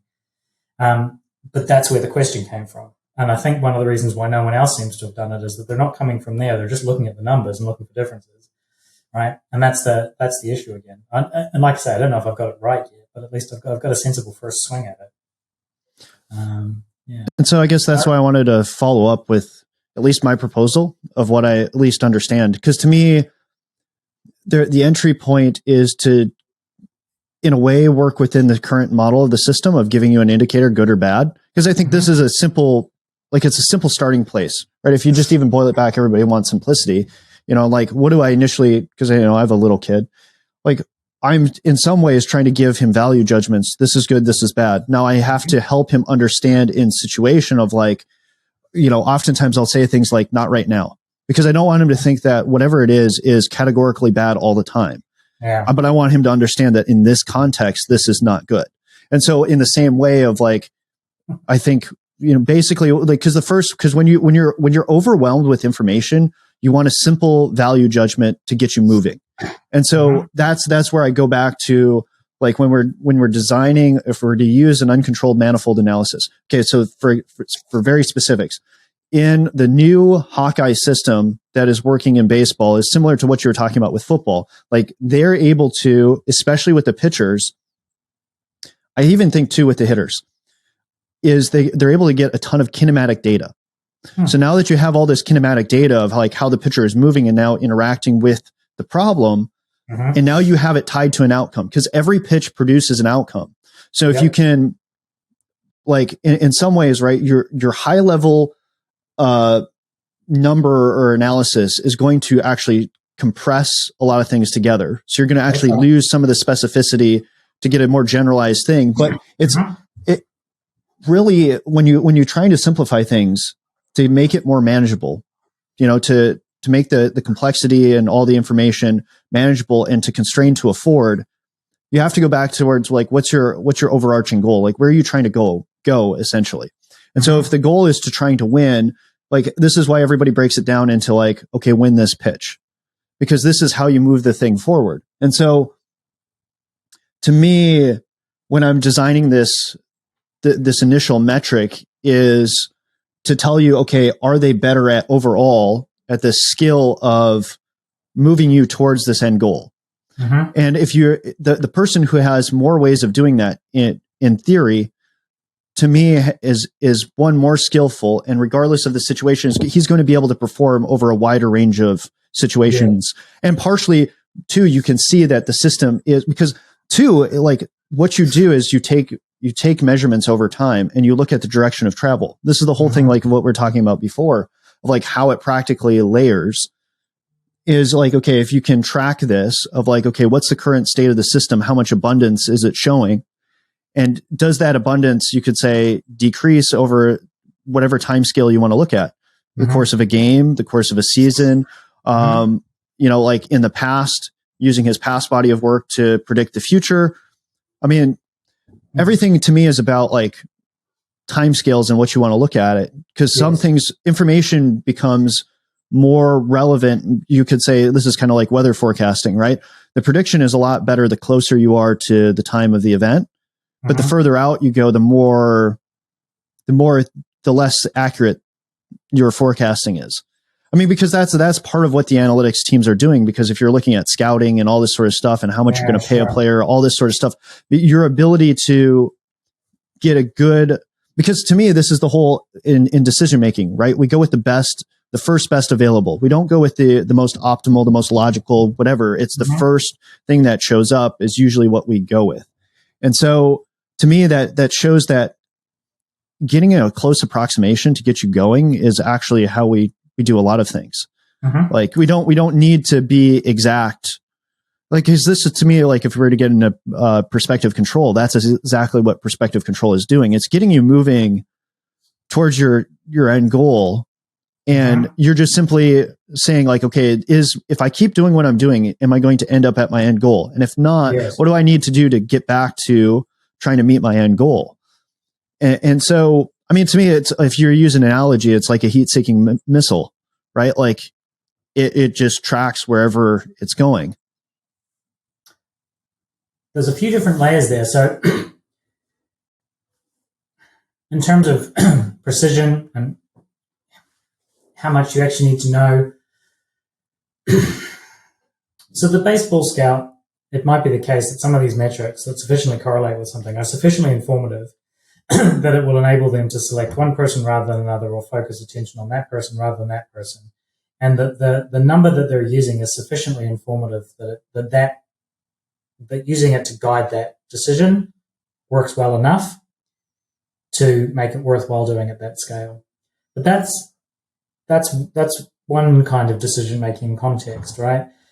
Then there's the decision-making context on, the athlete on the field on the day, right? And there's questions around how that works and how best to coach that. And then there's the other question, from my question as a scientist is, I'm trying to figure out and show as clearly as possible and test between different possible mechanisms for how that behavior happened to come out. And so it really matters to me to get it as right as possible, because I'm kind of trying to zero in on that detail. But just because I'm trying to zero in on that detail in order to achieve what I'm trying to achieve doesn't mean that zeroing in on that detail is the thing that the player needs to do, and it might not be the thing that the scout needs to do. So there is an issue of these metrics being sometimes being good enough is fine. That's part of it. The other thing that's lurking in there is a very important notion of task specificity, right? Is that when I'm trying to figure out how things actually work, one of the big limitations, one of the big challenges of the reality of the situation is that behavior is deeply task specific, right? What you do in this context, it doesn't take very much of a shift of context to get you behaving quite differently. And that's one of the big it's a huge pain, quite frankly, because it makes doing the science, it gets back to that question of, when I'm doing science, I need to ask people to try and do the same thing over and over again, at least a few times, because looking at that variability and those, that tendencies and all that sort of stuff is how I go and figure out what's going on. But it turns out it's really hard to ask that question, which is fine as a mover, as the person trying to move and do the things, right? It doesn't, having that room to maneuver isn't so much of a disaster, but it's a pain for me as the scientist. And it may, again, yeah, anyway, so and then on the issue of prospective control versus these things, right, that's the other thing. From the point of view of the scout, right, what they're trying to do is they're trying to predict. They're trying to predict future performance. They're in a situation where something like prospective control simply can't happen, because they're creating a situation where they're trying to predict something in the future that's disconnected from events a little bit going on now. Whereas prospective control is what happens when an organism tries to interact with its current environment in a way in which some of the things it needs to interact with are in the future. And it turns out that from the organism point of view, well, ecologically, we argue that prediction isn't an option. That actually the only option you've got is prospective control. The only thing you can do is interact with the environment now in ways that then enable you to achieve things in the future. And one of the things that we've revealed is that it's possible to do that, right? It's possible to interact with what's currently going on in a way such that you end up reliably producing some future outcome without ever having to explicitly know what that future outcome is exactly going to look like. But again, there's this difference of an organism trying to make a decision in the moment based so that it can control its perception action systems versus the very distinct from that scenario of trying to take some numbers and use those to explicitly make some prediction about something. It's a very different setup, right? And again, that's the other thing, is that they're not the same, which means that the requirements they have for the data that they use are going to be different, for example. To jump back just a little bit, because I have this bad habit of throwing too much out there. Like, I'll ask a question and then I'll carry on to something else. What is your thought, though, on to tie up that last question of, okay, using an uncontrolled manifold analysis to give you a score, you could say, right? Because like if you have a tighter fit to that line, because that sounds to me, as I was listening to you criticize that one paper, that's kind of what they were doing, right? Is that a fair interpretation of what like they're just looking at the fittedness between the uncontrolled manifolds. Yeah. And so to me, though, it's like, if I wanted to measure skill, that would be one way of measuring it based upon whatever it is that I tie it to. Yeah. And so whether I tie it to like the batted ball outcome, like did you hit the ball, yes or no, and or did this move me towards an out? I think that's what you have to do with pitching, and it makes it much more complicated. But you could just simply say because there's just too many pitches in which the potential of an out is limited, because it requires a batter to swing, and or you have to be an account that would basically meaning 2 strikes that allows that next pitch has the possibility to result in an out with no swing. And so like that's where, to me, it's more of a question of like, you could probably capture, does this move you towards getting an out? Because if you throw balls into the strike zone, that's moving you towards getting an out. And and so like it's sufficient to move the thing forward. Because if guys throw more strikes in a general sense, Robert, you're going to have to speak to this more. But if you throw more strikes in a general sense, you probably have it's a close enough correlation to seeing you move towards being a better pitcher, because you're going to get more outs. Like you're going to have a lower ERA, you're going to have a lower WHIP, and these different traditional metrics. Because where I go at the end of, okay, so I need to stop before I do that thing again. So what are your thoughts on using the uncontrolled manifold analysis in that way? Is that an appropriate way to use it, or does that violate some fundamental principles? I'd have to think some more about this.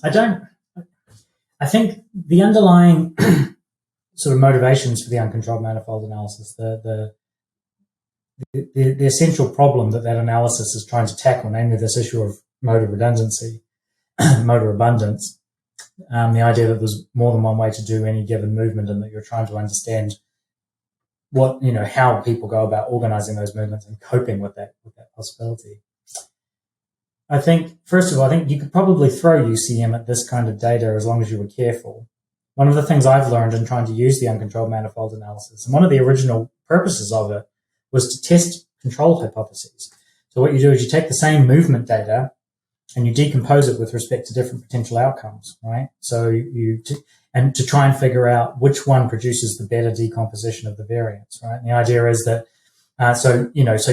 if I've got joint angles for a throw, for example, I could decompose that with respect to the release velocity, or I could decompose that with respect to the position of the hand at various points in the trajectory. And the idea is that you decompose the variance according to different potential candidate outcomes to see which one it looks like the variance is being organized with respect to maintaining, right?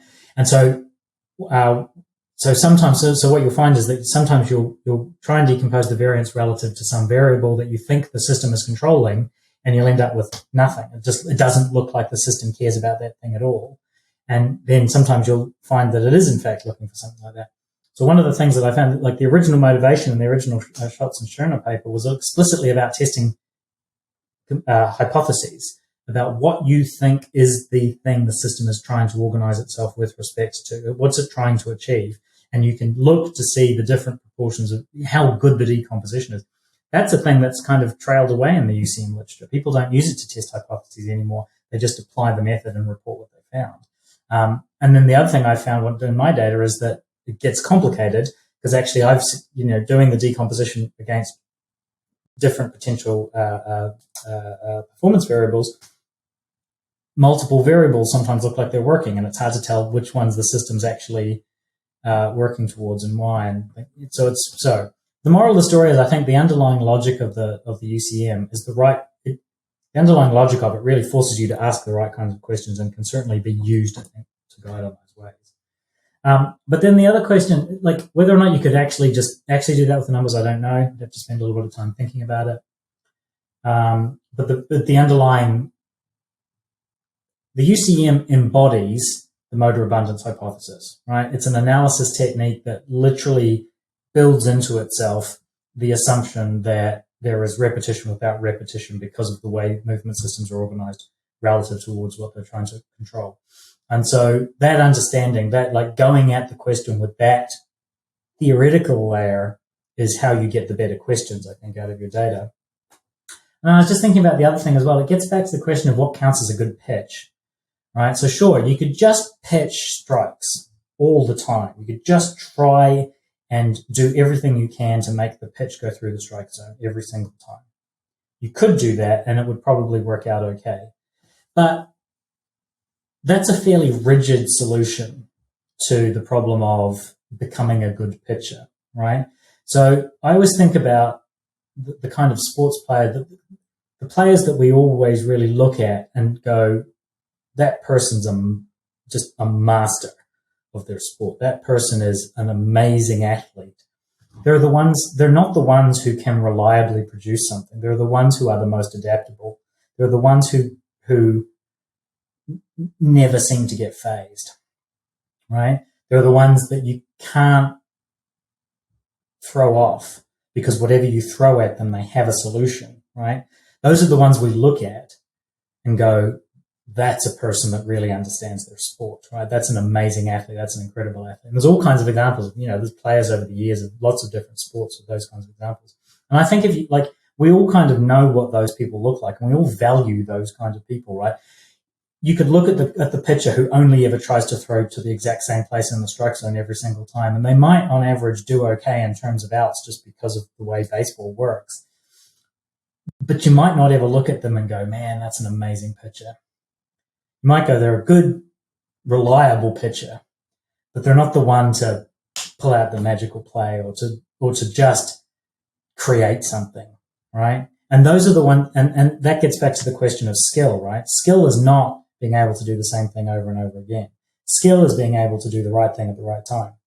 And what that is, and that means being skillfully coupled to your environment. You have to be flexibly and adaptively coupled to your environment so that what you do is constrained by the task demands and by your capabilities, but constrained in that kind of more, in that flexible and adaptive kind of way. And it's capturing that flexibility, right, is hard. But there are numbers. I mean, if you really want to go at it, there are numbers for characterizing the behaviors of dynamical systems that tell you things about coupling strength and that tell you things about, the stability of your system versus there's various numbers you can produce that tell you things like that are a bit more diagnostic about the kind of system that you have, right? Do you have a rigid system that's not very flexible?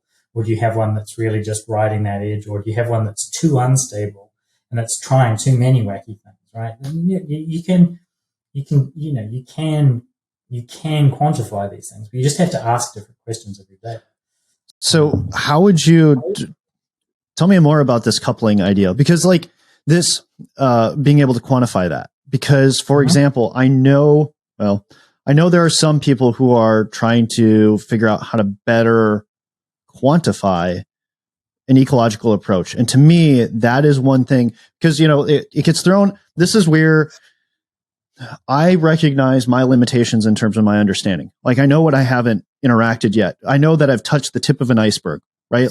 I know certain things exist, but I don't know the details of how they exist and how they work, right? And I think for other people in the baseball world, they don't even know these things exist. I think that's where, I know I saw some organizations looking to hire people, and it's okay, that's a start. But if you don't even have a clue for how to even utilize this person, they're just going to sit in a corner generating ideas that basically almost go to no one. And it's going to be based upon human psychology on which ones actually take. And to me, sometimes what actually takes is actually it gets twisted sometimes. I'll just use the example of the constraint-led approach.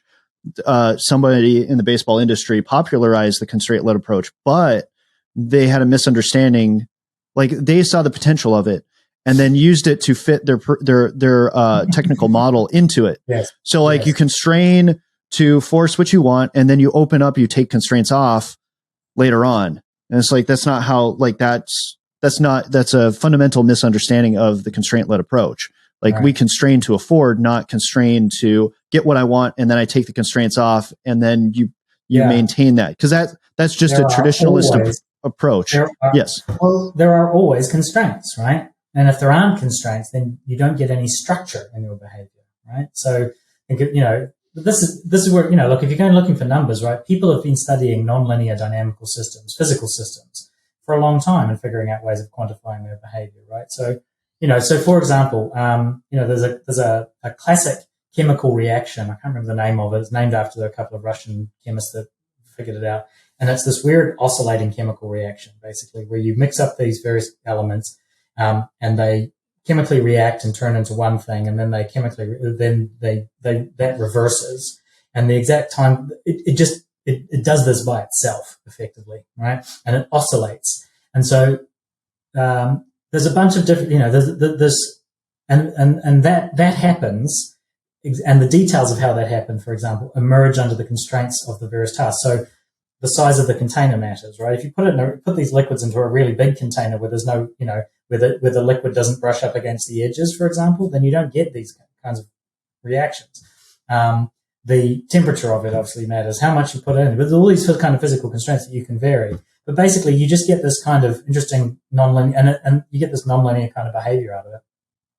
There's plenty of ways of mathematically characterizing the behavior of those. There's numbers that tell you things about, how these things are, how the various components are coupled to one another, and rates of reaction, and all kinds of things that are just kind of more dynamical numbers that enable you to assess these things. So one of the things that the ecological approach does is because we're going, the ecological approach, Gibson's big insight was to spend a large amount of time characterizing the problem faced by a theory of perception and action, right? And that's one of his major contributions, is that he didn't just jump in trying to figure out how it worked. He spent a great deal of time trying to figure out how to correctly characterize the nature of the problem that we're trying to study.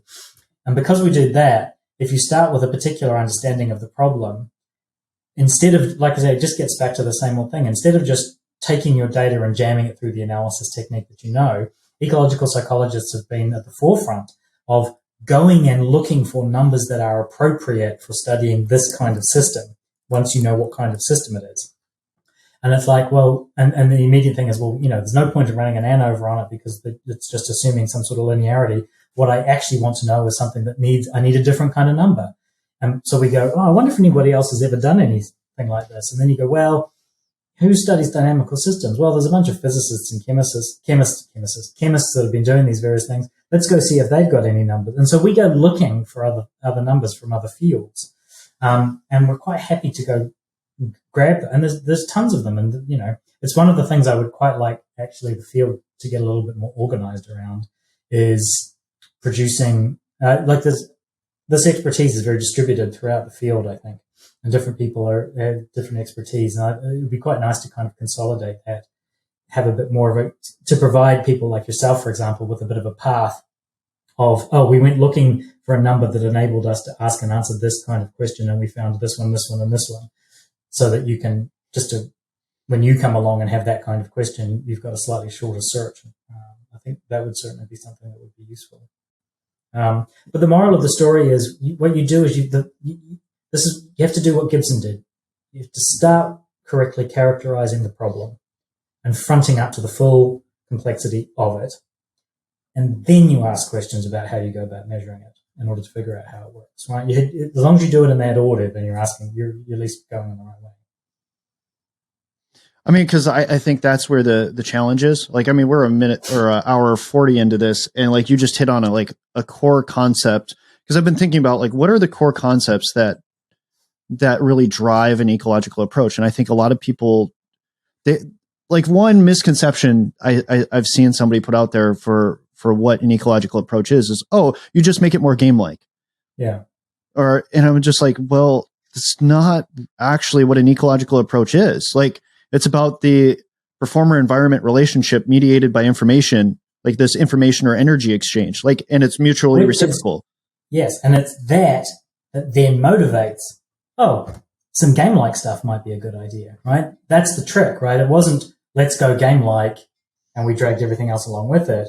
It was going more game-like seems like it might be a better way of engaging with this kind of system, right? Well, especially if the whole purpose is perception-action coupling, and the fact of attunement. Like to get that perception action coupling, you need to be attuned. Well, then you also have to add in like this is where it's like I struggle immensely to be able to deliver to somebody in a short, simplistic way all these things, because I can't give you, like if I just simply told you that first line, organism, environment, relationship mediated by information, reciprocal, like that, you're leaving out this other huge element that doesn't get you from there to more representative practice design. You need the attunement piece, and then you also need this calibration. Like all these things are layered in there, and this is where for me it's like I somehow need to be able to help people understand like the appeal of it. So to back up into maybe, I don't know what we want to close on, because I want to be respectful of your time, because we could go on for quite a while here. Plus these other guys may want to jump in with something. I mean, I do want to potentially hit on the whole, like, because we started touching on it, and I took a different affordance and went backwards in time instead of going in the direction where we were at. Of we're talking about like predictive models, for scouting and etc. So if these things exist and we use them, to some extent, like there's utility in using them, why is it inappropriate to then take that notion that because we use something like a predictive model and whatever to be able to do things in life and to make decisions and to base our actions on, why is that a poor use when it comes to how we, begin to interact with, like, when it comes to sports and like, because people have talked about like the brain is a prediction machine, like it's designed to predict. And I've even in the 4E space, I've heard a little bit of like, well, the brain actually predicts something like its internal state or whatever. And so I'm like, okay, I can see a little bit where you're going, but this is where I guess, again, I'm trying to, as soon as you give an opening, somebody who is for a predictive model is going to stay there. And so that's where I'm like, how do you build a good case for perspective control versus? Here's my take on that, because it's a good question. My take is that, sure, you can do prediction under certain circumstances, but the things you need to know and the things you need to be able to do in order to be able to do prediction are not the kinds of things that perceiving acting organisms are able to do when they're acting, right? So in order to be able to make, predictions as your baseball scout, you have to take a bunch of measures off a person and then relate them to a stored set of knowledge about a bunch of other things and how those things relate to future performance. And so the evidence shows that actually that's not what organisms do. The evidence actually shows the evidence is very strong for prospective control, at least in ongoing actual perception action loops. You don't see any. You don't actually, when you go comparing these things, you don't see any evidence of prediction. Why? Because the things that you need to be able to do to be able to predict, organisms can't do. You don't have access to all that information. You don't have, and so. Can you give a concrete example for the naysayers? So there's a concrete example. So my favorite concrete example, the fundamental sort of idea of prospective control is that, so say the classic experiment for this from 20 years ago or so is you've got your hand, you're on a slider and you're moving it from side to side, and your job is to intercept an incoming target, right? And so what you do is you have a look at the pattern of the movement as the target's coming in. And you compare two possible ways of doing this. The prediction model is that you can see it coming, and so you predict where the thing is going to go, and you move to there, because why would you do anything else? If you've successfully predicted where the thing's going to go and you want to intercept it, why would you do anything else, right? So what you should do if you're predicting is simply move to where you predict the thing is going to go. The prospective control is about coupling yourself to an information variable. And if you have a look, you can take a candidate information variable and you can plot out the value of that information variable over time. And what you can find is that variable, as it changes its value over time, as the thing approaches you, that variable tells you that you should be doing something. And so you get these two predictions. Either you go somewhere and get ready to catch something, or you move in response to the value of this variable. And one of the weird things about these nice interception tasks is that if you are doing prospective control, the way the information variables change over time, you often end up getting what's called a movement reversal required by the information variable, where you overshoot where you need to be and you have to come back. And that's dictated just by the value of the information variable. Movement reversals are a dumb idea if you're doing prediction. Why would you predict go to the wrong place, or why would you make a prediction, go to the wrong place, and then have to come back to it? Right? It takes too much time. And one of the signatures of the existence of prospective control is the fact that movement reversals show up all the time in interception tasks. Right? You can be doing a simple task like this in the lab. You can be a goalkeeper. Kathy Craig does a lot of really cool work around goalkeepers in soccer, where if you watch a goalkeeper, they'll often go that way and then come back that way. But good goalkeepers don't start moving until later, so that they wait until the information's gone past the point where it's going to require a reversal, because it means that they can then move more quickly. But then they have to move more quickly because they've got less time to respond. So there's all kinds of interesting things. So all the evidence shows basically you get a movement reversal if you are assembling your behavior in real time as a function of the constraints that you have available to you, right? And if you are assembling your behavior out of a series of constraints, and as those constraints change and evolve over time, then that predicts a very particular way of getting to where you're going to go.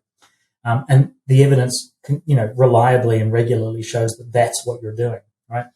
Whereas if you're predicting, then you would do something different. And you get all kinds of examples about this. And the classic is the outfielder problem, right? How do you go about tracking and catching a fly ball, right? And the evidence is all in favor of some sort of information coupling, because this is the difference again. Actually, this is the other big difference. A predictive account tells you an outcome. You will end up here.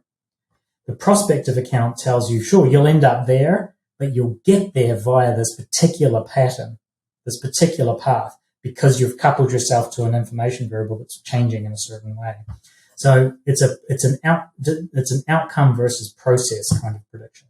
And the trick is that for a long time, people only measured outcomes. Oh, look, people arrived at the same time. They must be predicting. It's the only way to get to the future state. Then they started looking at process. How did they get to that particular point? And the devil was in the detail. The devil was in the how. So if you want to convince people about these things, you have to get people out of the mindset of what did they do? Where did the person end up? And the evidence in favor of prospective control is in the how did they get to that particular place, right? And then exactly how they got there, that gives you information, or that tells you about which information variable they're coupling to, and so on. And so a big chunk of this is effectively what that tells me is that prospective control, people do prospective control because that's all they can do. All the time, the only thing we are able to do is to organize our various components under the operation of all the various constraints that are operating on us right now. Some of those constraints are physical, things like gravity. Some of them are dynamical properties of us. Some of them are perceptual and informational, right? But you bring all of those things together, behavior emerges out of that. And there's lots of reasons to think that the behavior is emerging out of these coalitions of constraints. And the predictive versus prospective control suggests that it can't possibly be anything else, because movement reversals are costly, right? Prospective control makes you have to move further, which means you might not get there in time, for example. So if you could predict, maybe it would be better. And the fact that people don't do it is a bit of a hint that maybe they can't. Maybe people don't have access to all the things you need to be able to do in order to do a prediction. Maybe all we've got is access to a bunch of things that are the kinds of things that enable you to do prospective control, right? So, I tend to take all of that kind of experimental evidence as fairly strong evidence that we've got no choice but to be doing prospective control, because we don't have access to the things required to do prediction. I think you answered this, but I think people might have glossed over it. One of the reasons that people are attracted to the predictive model is because of the fact of like processing delays, like how long it takes. Because it's this, because there's a couple of things on that of like, okay, you have your motor visual delay, but also there's also this assumption that the brain is the thing that causes everything to happen, right? So like you send, like it has to be triggered first from the brain. And I don't think that's actually how it works. And I haven't, like I've understood certain things maybe like, and I haven't found the research, but I thought there was something talking about how oftentimes the system can respond locally first. Mm-hmm. And then I also heard like David Snowden talked about this.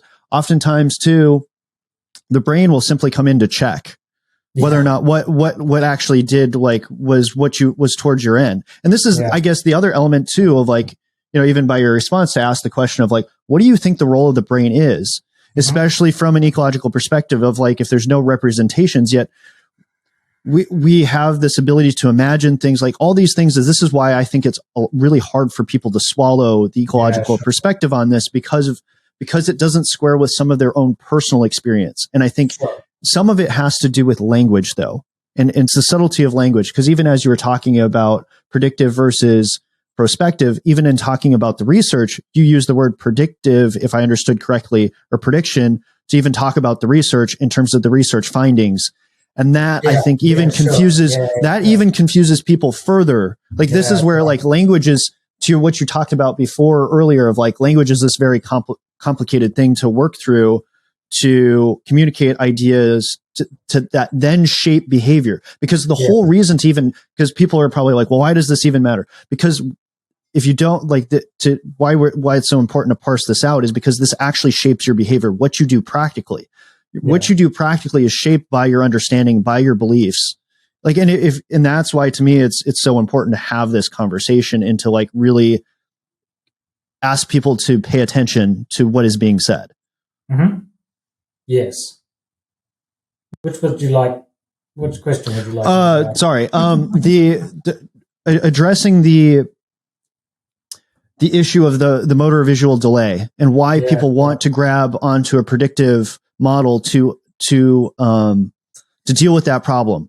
Yep. So the basic idea there comes from the notion of just studying reaction times, right? So I can show you a really simple setup where I flash a light and get you to press a button, and there's a delay in that, right? And it seems to be the case that it takes time for information to enter the eye and get to the brain, and then have that get turned into a response. And so part of the answer to that is, well, that's a really boring task that you're asking the system to do. What happens if you ask it to do something more interesting, like try and catch a fly ball, right?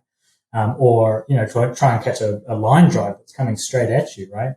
And so one of the things that's really important to note, and this is one of the things that the ecological approach likes to shift into, is to stop looking at failures of the system and start looking at successes, because the successes are actually quite interesting and informative. And actually, the successes are the rule, not the exception, which is lucky, because if they weren't, we would all die, right? So one of the really important things about this visual motor delay question is that if all of our experience is lagging a couple of 100 milliseconds behind reality, then we're all dead all the time instantly, right? You cannot run a system like that, right? So two possible explanations. One is that there isn't a delay. Another is that there is a delay, but we're operating on some sort of predictive system, right? So that, first of all, there's your motivation for having a predictive system, is that the existence of these delays and the fact that we're not dead seems to suggest that we need to be doing at least some sort of prediction. So that's one of the motivations for it. But then the problem with predictions, and one of the key problems with predictions, is that they are probabilistic and can be wrong. And prediction is actually a very unstable way of controlling a system, right? It's the kind of, and if you start trying to implement predictive controllers into robots and things like that, and various kinds of controllers, you can do it under very constrained circumstances, but you get quite unstable behavior out of that system, right? And it's really easy to you have to build, like I say, prediction requires access to quite a lot of information, right? This is, Dan Dennett calls this a loan of intelligence. Turvey refers to them as well, right? These kinds of systems need to have a lot of intelligence and capability given to them somehow.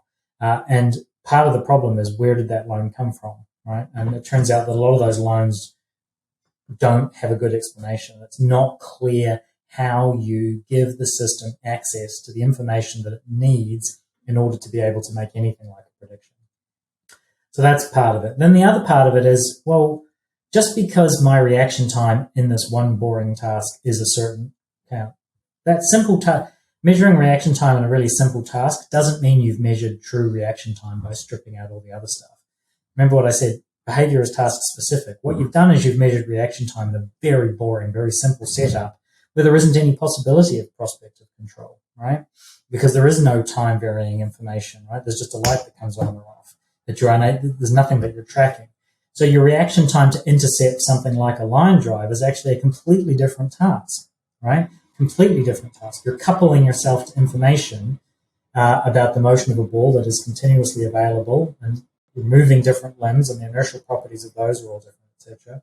So the other big thing is that just because you can get visual motor delays in some tasks doesn't mean that that's the rule. It just means that that's the context in that task. And if you made the task so boring that a delay was inevitable, that's on you, the experimenter, not necessarily on the organism, right? So the question is, what happens if you provide people with access to the ability to do prospective control? So what happens when you track people and figure out how they catch fly balls? Well, they couple themselves to information variables so that their movements are organized with respect to some future state. So the present value and the unfolding of these things over time.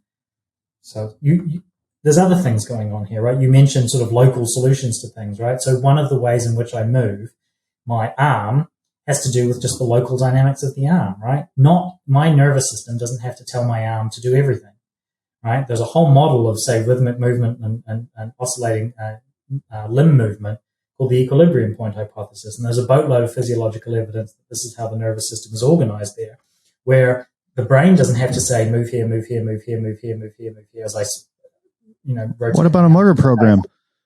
Yeah, no, you just have to go, all you have to do is, my arm right now is sit at a particular balance point. My brain just goes, change the balance point, and the local dynamics take care of the rest, right? So there's a big chunk of our behavior and the detailed structure of our behavior that is taken care of at the local level, and just has to do with the dynamical organization at that local level. So that's another thing. Another thing, there's when you go looking at the brain and considering it in terms of its network structure, there's all kinds of interesting network structures, things called motifs, right? So a motif is a particular network organization designed to achieve a certain functional outcome for a brain network. And you can build motifs, which are network organizations that couple two spatially distinct parts of a network, and that couples them together with zero time lag, right?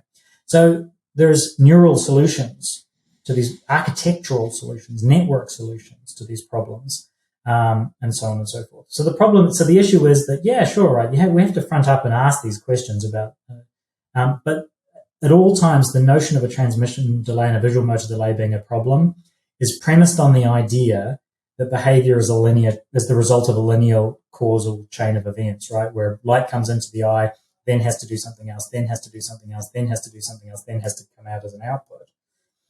That's not what's happening. What's actually going on is that you are a nonlinear dynamical system that gets up and running and then tunes into everything else that's going on in your environment. And that's happening at multiple timescales, supported by multiple mechanisms. And so all of a sudden the problem becomes different, right? That processing delay becomes an artifact of the task, not an artifact of the organism, and so on. So effectively what you have to do is you just have to start asking more, just ask different questions. And again, the moral is you focus much more on process than outcome, right? You have to ask questions not about when did the thing react, but how did it go about reacting, and what was available to it to react, and what were the constraints that were operating on it while it was acting, right? And so on and so forth. All right, to kind of bring this to sort of a close, it's kind of I'm a Minnesotan, so there's a thing called a Minnesota goodbye. So I don't know if you're familiar with that, but we're going to kind of it basically you say goodbye and then you talk for 15 minutes and then you say goodbye again and you talk. And so we're going to, it's kind of what's happening here. I want to throw this over to both Robert and Baker to see okay, what thoughts, because I've been kind of dominating the conversation. So I want to see if you guys have anything that you want to chime in on. Okay. You sure? I'll keep it short and sweet. I do not have anything to add.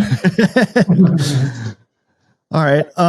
So to kind of then wrap up, what are some good resources that you would recommend people, like, because obviously we can't cover everything. Like what are some things maybe too, like that you would like to say to like the community, and then maybe specifically the baseball community, but probably just the community at large, and then like, you know, next steps for people.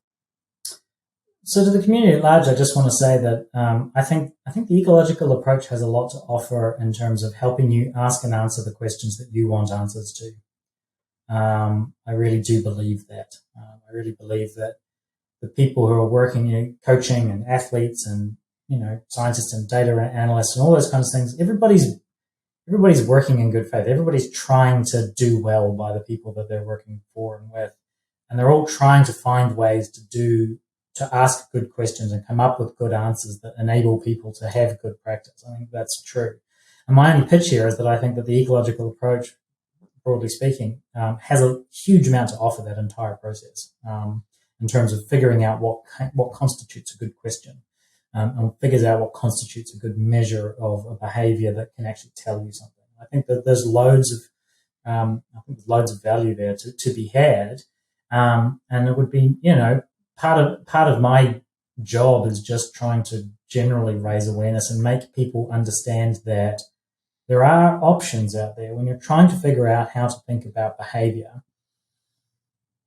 There's more than one way to think about it, and the ecological approach is a substantive player on that field, right? We're not a fringe little group. We've been up and at 'em and going for a long time, and we have a lot of reasons to think that the things that we're saying and the things that we're advocating for are indeed how these behavioral systems work.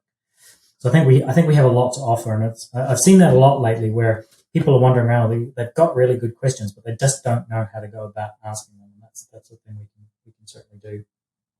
In terms of resources, I mean, look, frankly, if you're in the sporting world and you're interested in finding out anything about the ecological approach, I can only recommend Rob Gray's podcast and book. Right, his podcast is a remarkable resource that he's been producing over the last 5-6 years, and it's an incredible contribution to the field. And it's accessible, right? It's really accessible. Rob spends a lot of his time, and there's lots of different ways of going in it. So he goes in the interviews and he talks to people, scientists, practitioners, and things like that. So you can go and listen to people who are trying to make this stuff work and listen to how they talk about it and what they're trying to do and how they approach the problem. But he also spends time working his way through kind of theoretical issues and theoretical topics, particular questions. You know, what is calibration? What is direct perception? What is direct learning, etc. Where he's trying to walk people through the basics of that. And again, like, you're going to have to do some work. If you're interested in this and you think it might be, you're going to have to give it some time, and you're going to have to come to it prepared to put a bit of effort in, because there's no other way to go about doing that. But if you are, then we can try and, you know, that conversation can be productive, I think. So, like, in terms of resources, in terms of first steps, I always recommend Rob's podcast is just a really good resource. I mean, yeah, I think those are the best things really to recommend right now. And then once you've got that foot in the door, come talk to me and I'll tell you the next thing. Well, I mean, I think that actually right there, that last piece is the thing that I've learned. And I think maybe you can speak to this.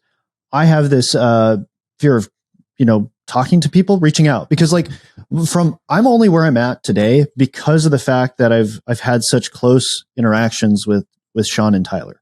Right. Like, you know, like I wouldn't be, because if I were just reading the literature by myself, I guess they help me attune to what's more specifying. Yep. And like, otherwise, like, cause I look at, for example, Sean, where he's at right now, that when you do it on your own, like, it takes X number of years of like interacting with the information. Not that Sean hasn't been talking to people and whatever, but like, sure, he has done a lot of it on his own trial and error. And like, we get the benefit of his, in some ways. So like, for me personally, I get the benefit of his mistakes. Yep, and like, I'm able to shortcut. Like, for me, I got to where I'm at. I'm not saying I'm where Sean's at, but I'm a lot closer to where Sean, like, I'm much further on that path than like where Sean was potentially. Yes. You know, and because of the fact of the interaction that I've gotten to shortcut these things. And that, I think, is like, you don't make the mistake that that one organization did of butchering the constraint-led approach if you actually talk to people Yeah. who are in the industry, like who have developed these ideas and concepts. That gets corrected. Sorry, you were going to say. Well, and as an educator, right? Part of my job is being a scientist, but part of my job is being an educator. And as an educator, you're exactly right. Like, I've benefited from that as well, you know. So my PhD supervisor, Jeff Bingham, student of Turvey, right? So Turvey worked with Gibson and learned and figured out a whole bunch of stuff, and then he taught it to Jeff, and there was indeed that shortcutting, and that's the whole point, right? And then I got to learn from Jeff, and then I've learned over the years of talking and interacting and working with people as well. That's the whole point, right? So in terms of reaching out, right? Reach out to us. Because, like, you know, I've just sat here and chatted to you guys for a couple of hours. It was fun, and I've learned a bunch of things myself, right? I get better, you know, I'm trying to get better at articulating these things. You guys have said some stuff that's made me stop and go, oh, that's interesting. I can hook that up with that, right? This is part of the job. This is part of trying to figure out how to get this to work, is in this communication. And yeah, like, the whole point is that it's not up to you to reinvent ecological psychology every single time, right? You get to stand on the shoulders of those giants. That's the whole point of having that existing literature. But it's an existing literature, right? It's a bunch of papers. It's a bunch of books. It's got to be brought to life somehow, right? And so one way to bring it, you know, I try to bring it to life in classes, and Rob tries to bring it to life in his classes, but also through his podcast. And other coaches are trying to bring it to life through the papers that they publish, but also through their practice and their activity at their clubs, right? So there's lots of different people trying to bring this stuff to life in lots of different ways, and different people respond and resonate and are interested and engaged with different ways of bringing those things to life. So, and we all kind of give a damn. We all think this is a good idea, and it's not just that it's a good idea, but it's an idea that has value. We think this is a really good way of going about doing things. That's going to, for me as a scientist, it's going to teach me things about actual mechanisms of perception action systems. And for a coach, you know, people get into it because they think it's actually going to enable them to do what they actually want to do, which is to help support their athletes become the best that they can possibly be, and so on and so forth. So yeah, we're all in it, and we all want to be talking about it, and we all want to be engaged. So, you know, that's the other thing. Just reach out, and, you know, I'm on Twitter. You can drop me an email. I'm always happy to have these chats, right? Because it's fun. It's part of moving this forward and keeping it alive. That's the other thing, right? Is that it's important that people keep, like yourselves, keep coming in with fresh ideas and fresh understandings and fresh questions and problems that you're trying to address, so that we're spreading out and trying to tackle more and more complicated and different things, so that we're actually building something, right? And I think that's really important. And we're all keen to make sure that happens. So to kind of land the plane, where can people find you, reach out? Like, what's your Twitter handle, potentially email? Like, where's the easiest way for people to kind of reach out to you? Twitter's a pretty reliable place to find me these days. So I'm at Psych Scientists on Twitter. And I have a blog. It's called Notes from Two Scientific Psychologists, which has a long history for various reasons, but that's what it's called. There's a boatload of stuff that I've been developing there over the years and writing. So I'm a reader in psychology at Leeds Beckett University in Leeds in the United Kingdom. And so my email here is a.d.wilson@leedsbeckett.ac.uk. And I have a lot of conversations with people, and I'm always kind of happy to try and find some time. You know, things are busy, teaching has started, and I've got other things going on as well, but I'm usually happy to try and find time to talk to people, because it's part of my job. I consider it to be part of my job, but also it's fun and it's exciting, and I always learn things too. Well, thank you so much for coming on and talking with us for a good length of time. My pleasure. Yep. Thank you so much, Andrew. Really meant a lot. Learned a lot here in this conversation. Yeah, appreciate it. No, this is good. This is a really fun chat to be part of. Thank you for having me.